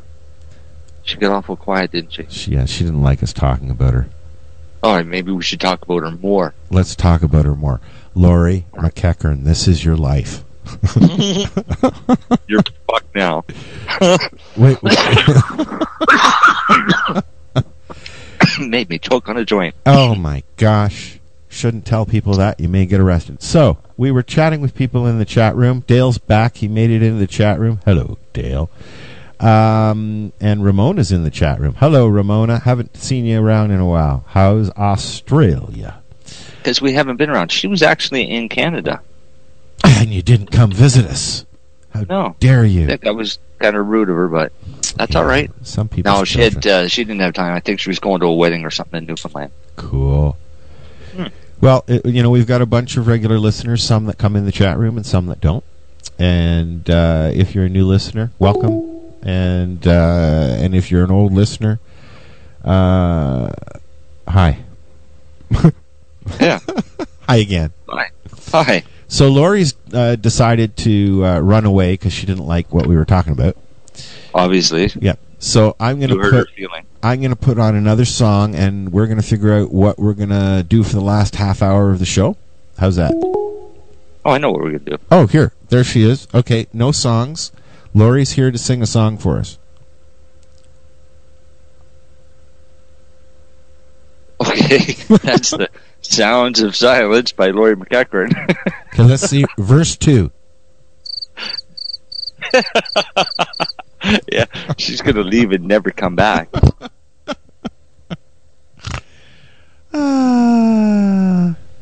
the song. Play the song. Okay, I'm going to play the song. We'll sort Lori out. Stephen Harper, I dedicate this song to you.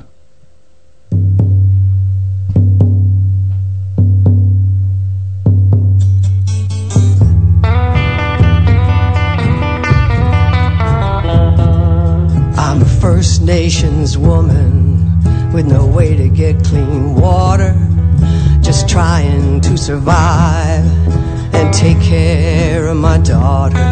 My little sister's dead, she was murdered in BC. So why won't Stephen Harper call an inquiry? I don't know what I did to him, but Stephen Harper sure hates me.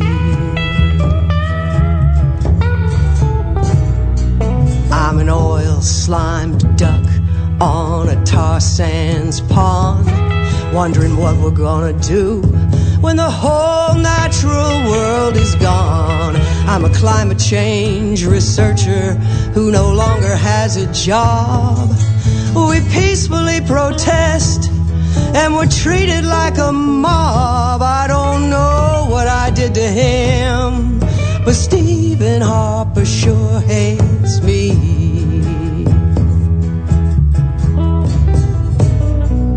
I'm a seasonal worker, just trying to feed my kids. With his cuts to unemployment, we'll soon be on the skids. My old man went out west to try to bring home some bread. Oh, his well-known boom and bust just crashed. Now that job is dead. I don't know what I did to him, but Stephen Harper sure hates me.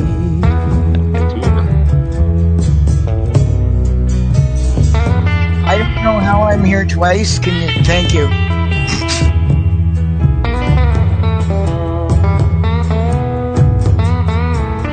Lori's here twice.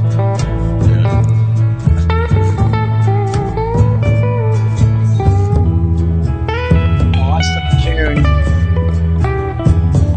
I don't know what I did to him, but I know Stephen Harper sure hates me. I'm a tired Canadian veteran contemplating suicide. I did everything they asked of me. With all my heart I tried. But now I got no legs, no pension and no pay. And it hurts to see him bow his head on our Remembrance Day. I don't know what I did to him, but Stephen Harper sure hates me. Maybe it's 'cause I'm poor, but Stephen Harper sure hates me. Maybe because I'm idle no more, Stephen Harper sure hates me. I don't know what he did to you, but maybe Stephen Harper hates you too.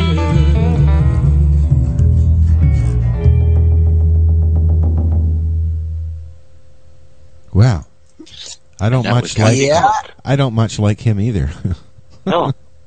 But that was that was Kathy Cook singing that, and she actually contacted and asked us if she could come and play that song and a couple others at the Harvest Fest that we had. So we said, sure. Cool. I think that you should contact her and ask her to come and play it on the show live. That's an awesome blues, man. Oh, yeah. She does a good job. Yeah, that was really Excellent good. I enjoyed job. that. And once again, this is the 420 Radio Show. We are live on lifestyleradio.net. And let's see what's going on in the chat room. Dale's back. Hillary's there. And I see Hillary and Daisy. It's Romper Room all over again. It's the 420 Romper Room Show. But the problem is, he sounds like Bubbles Conky. I'm sorry. If you watch Trailer Park Boys, you're that annoying little doll. Oh, Bubbles' little mini-me? Yeah, just conky. You want to know something? I love the concept. I love the characters, but I've never seen a full show. Oh, really? Yeah, I can't get into it. I can't get into it at all. My problem was I was in BC, and my brother, I think, had asked me one time online if I'd ever watched Trailer Park Boys, and I said no. So he sent me a copy of the show, and as soon as I saw it, I got homesick for Nova Scotia. I used to hang around in places just like that with people just like that. Yeah, me too. Yeah. Regent Park. I was going to say it wasn't just Nova Scotia. Yeah. All of Regent Park. Canadian, yeah. I'm glad that they're still going. They're doing well with their SwearNet. In fact, our old co-host Amy Brown is over there at SwearNet doing her thing.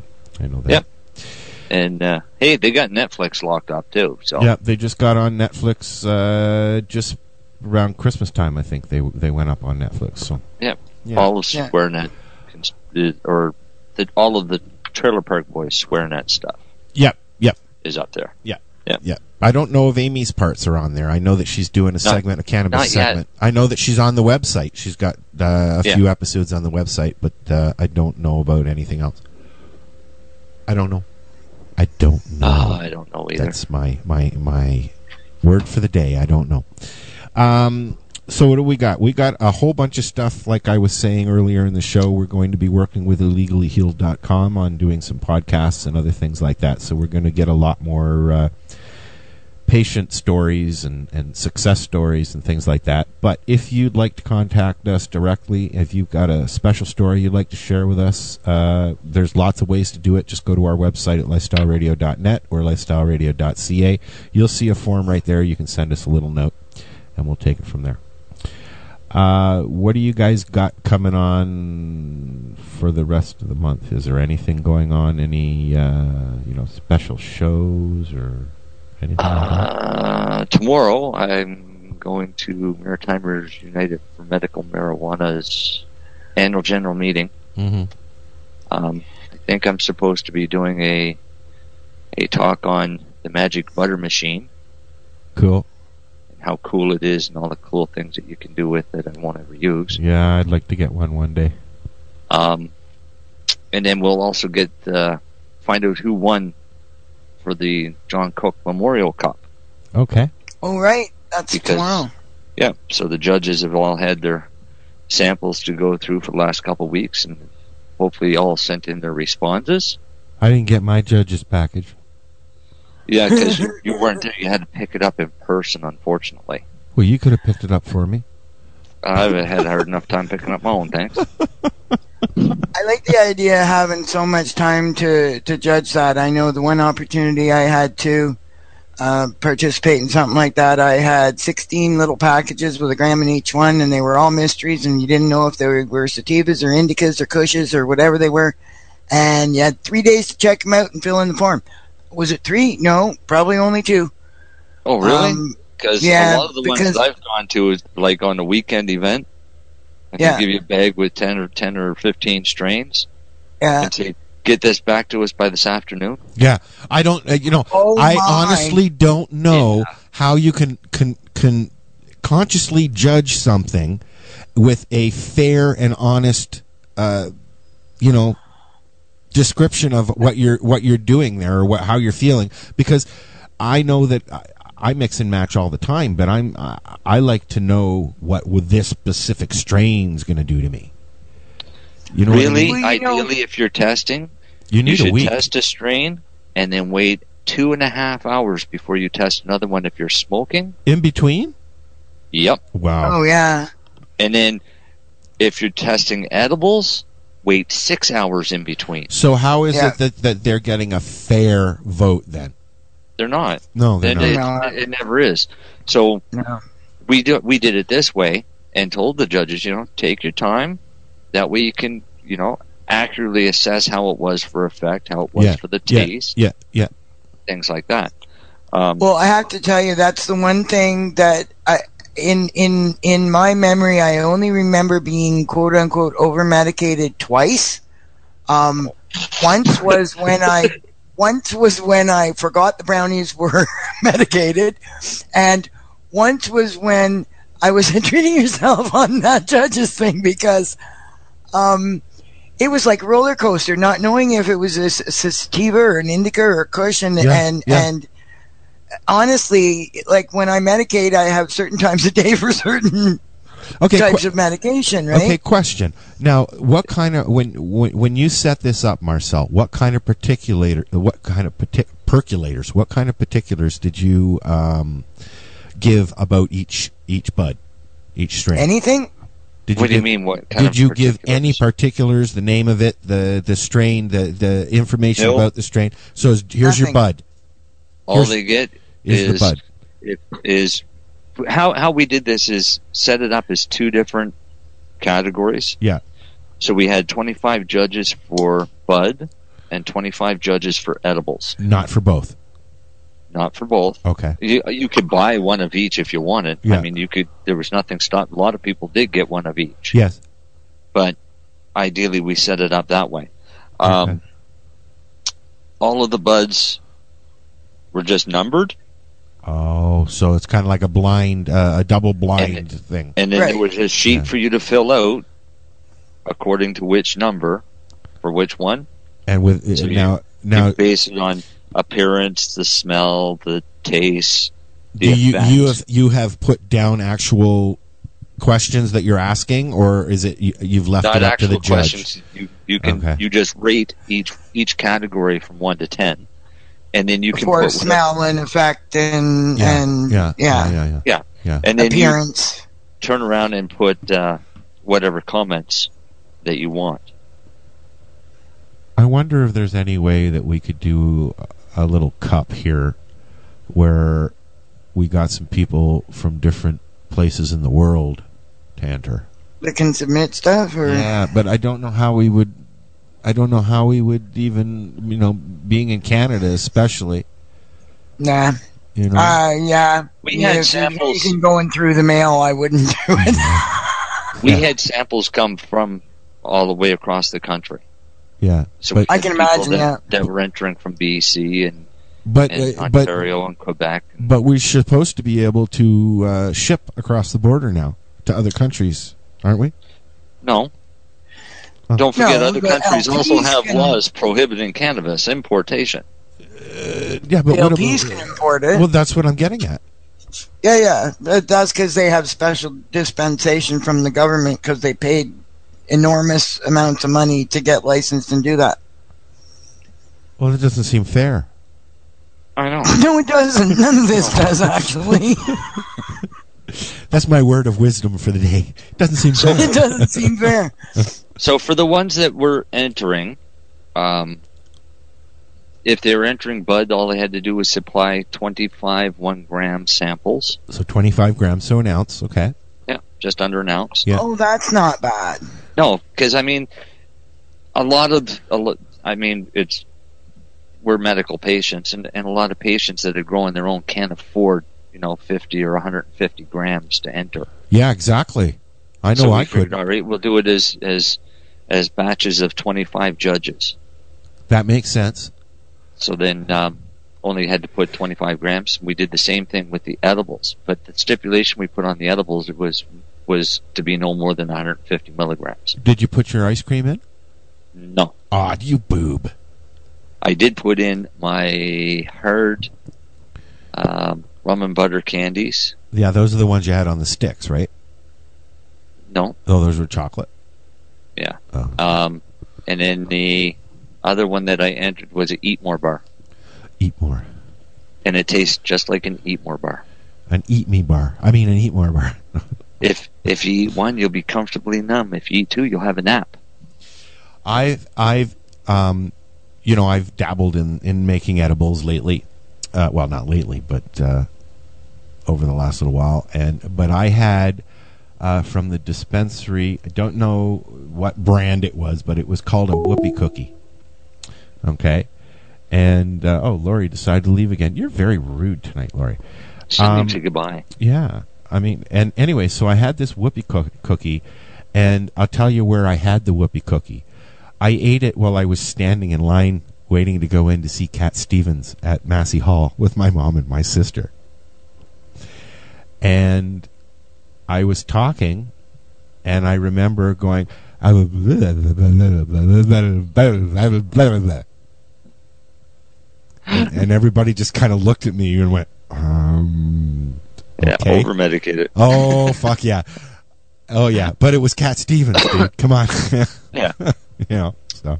Yeah, I've never had that problem. For me, over-medicated, I know when I'm over-medicated, and I know what to do. Well, next summer we'll work on that.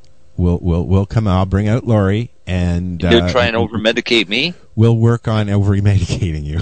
Well, you're over-medicating us.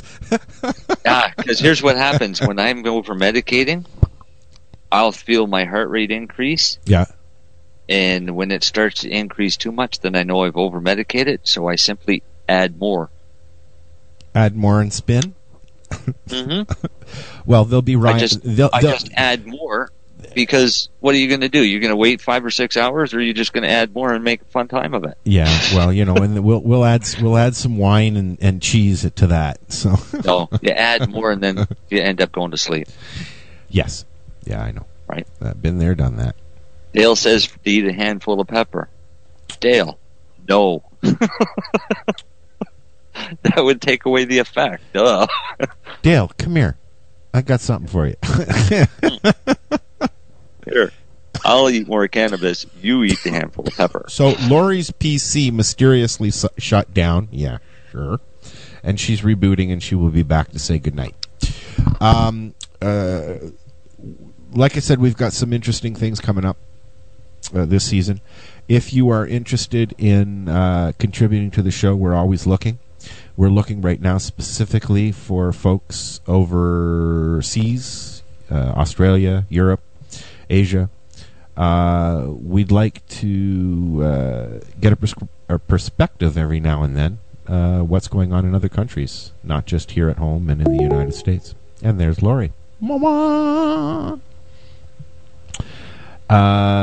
So get a hold of us. It's easy to do. Not hard to find us on Facebook. You just have to remember the time zones.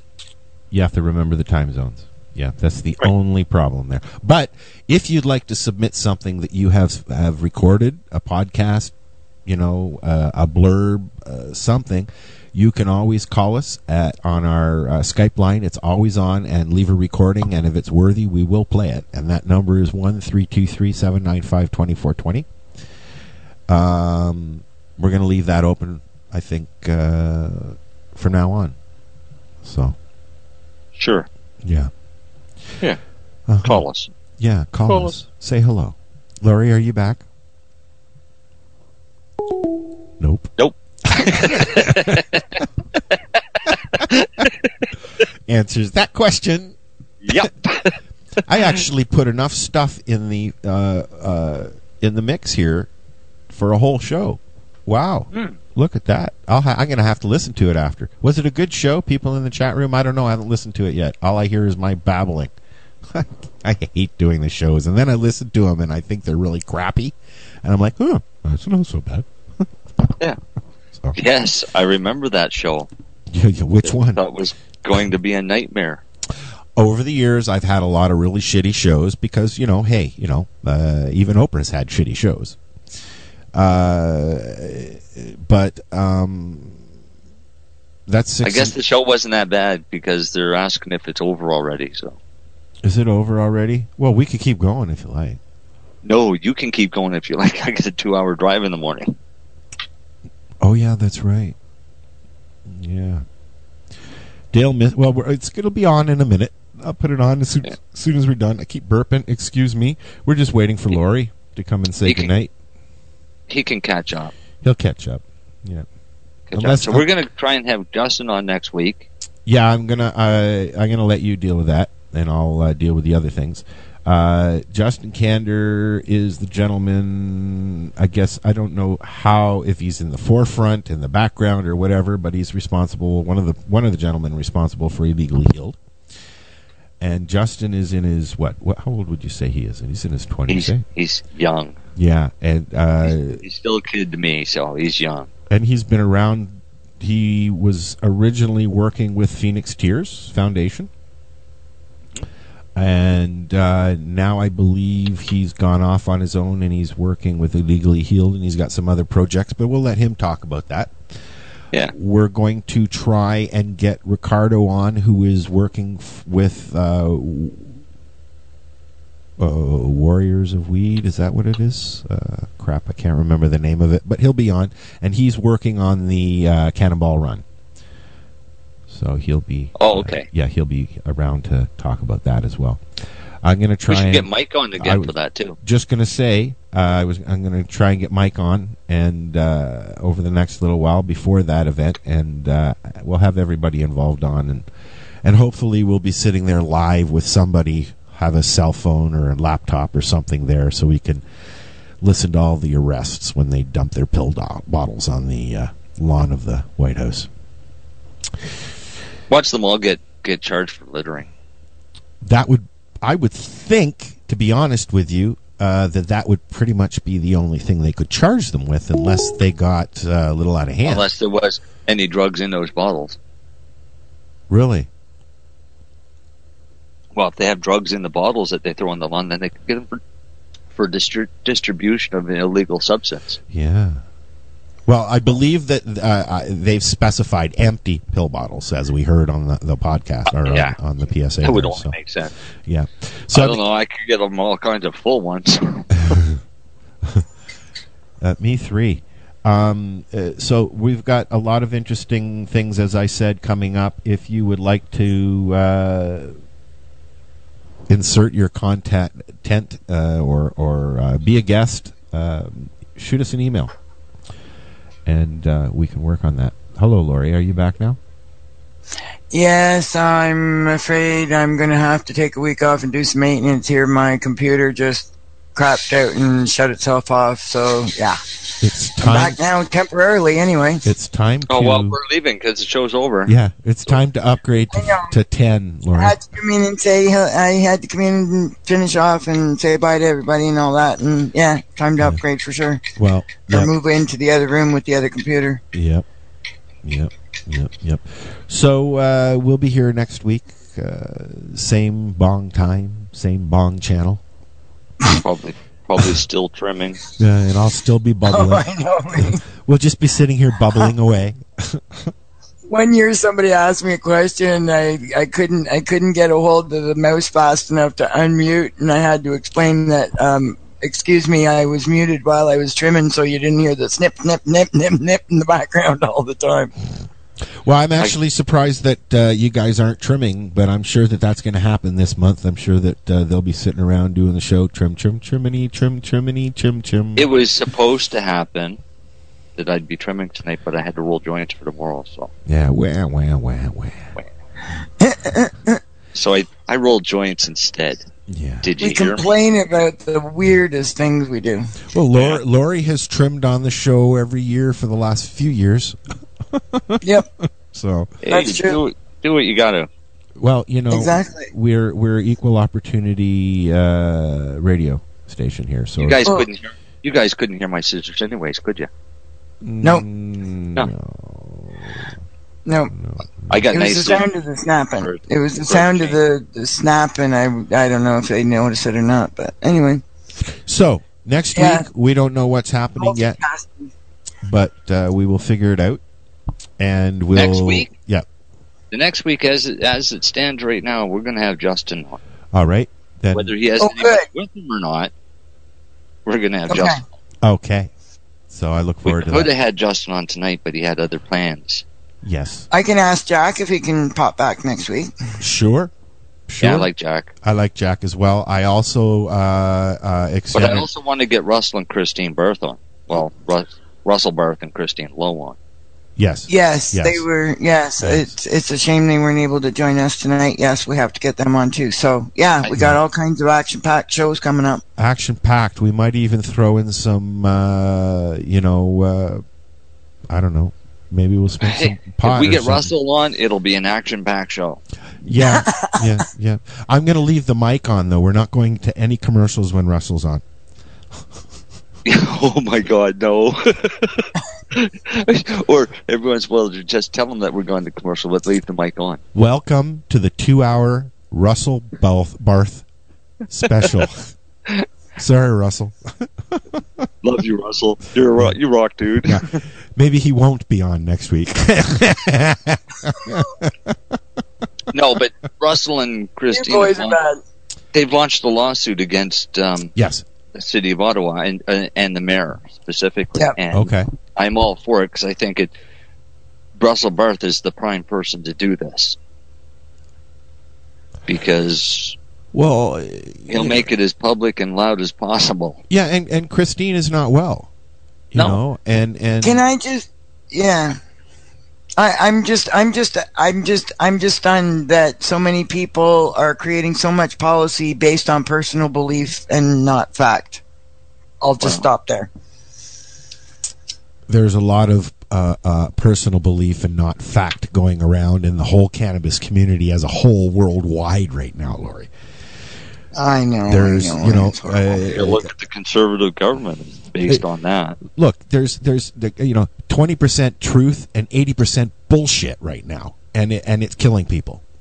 But honestly, it'd be really cool if every single political party leader designated one advisor to spend one day actually researching the truth about the cannabis plant and whether or not anybody actually has any evidence of anything. Report back to them and then make some truth-based policy for a change. I got a better idea.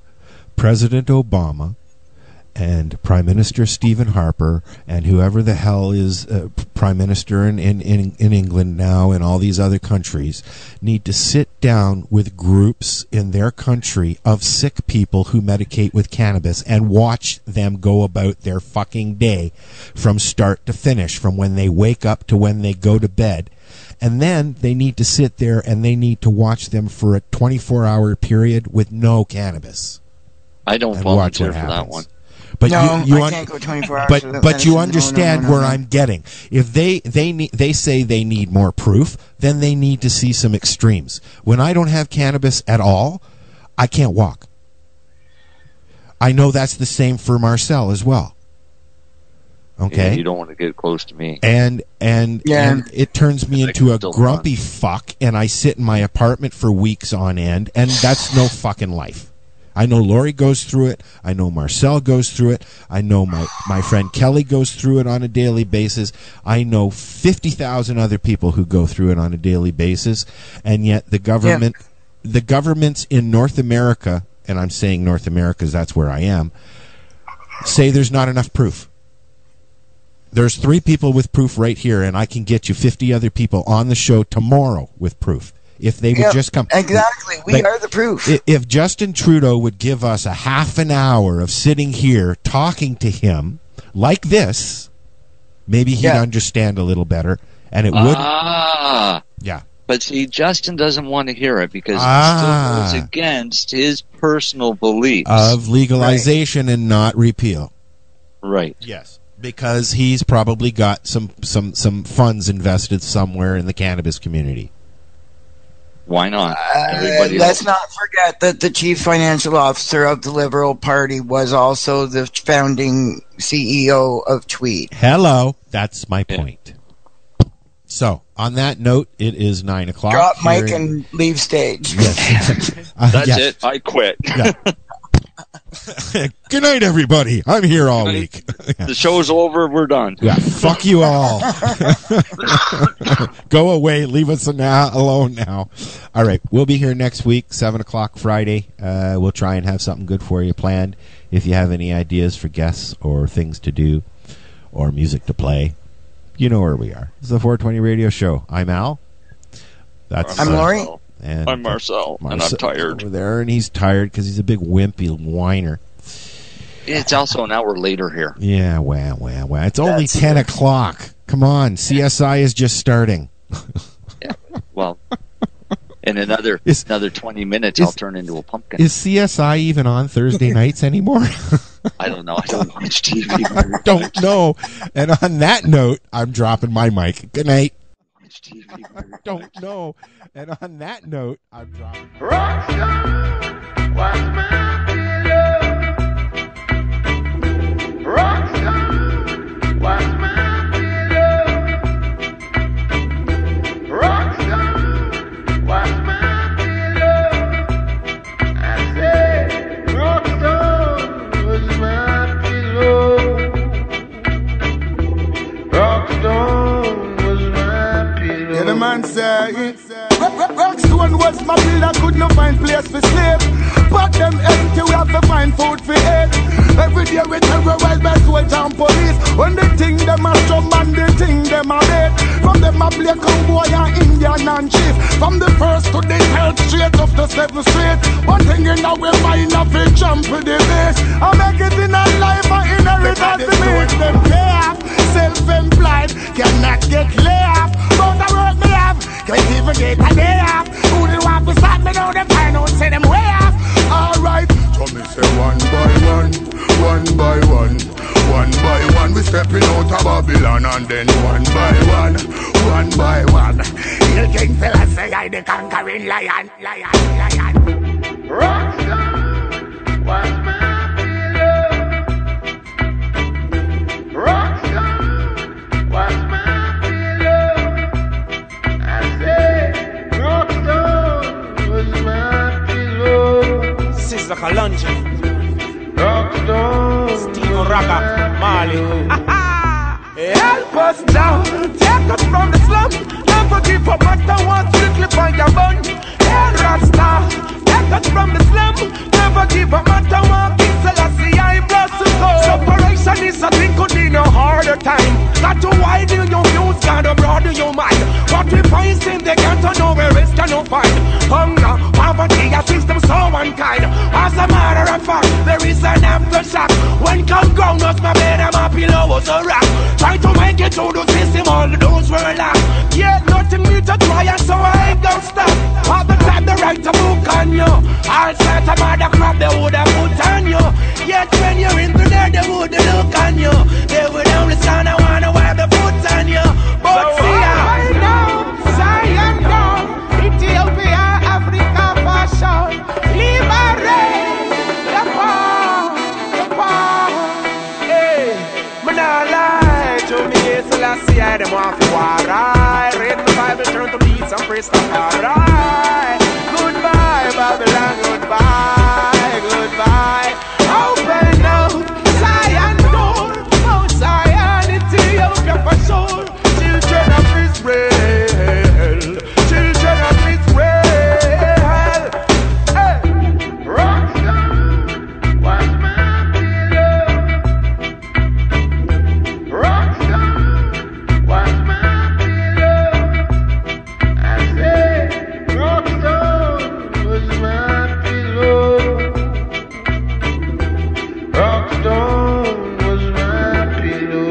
Give me now.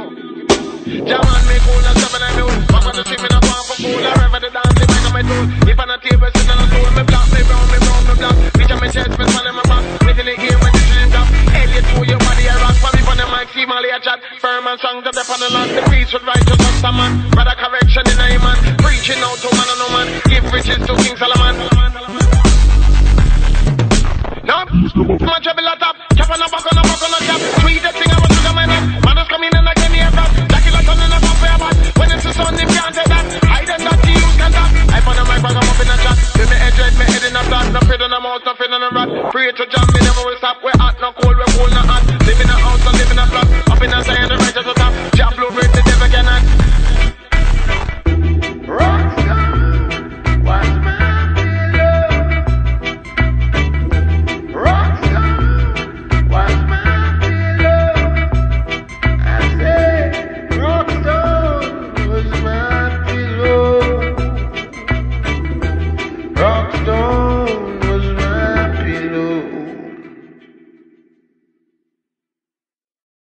So what are you doing?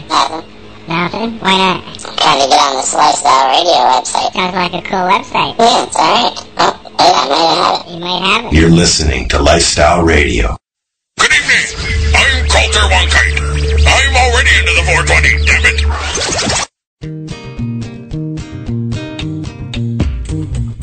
You like music, you like weed, well, we gonna be good friends indeed. This is not much I like more than smoking trees.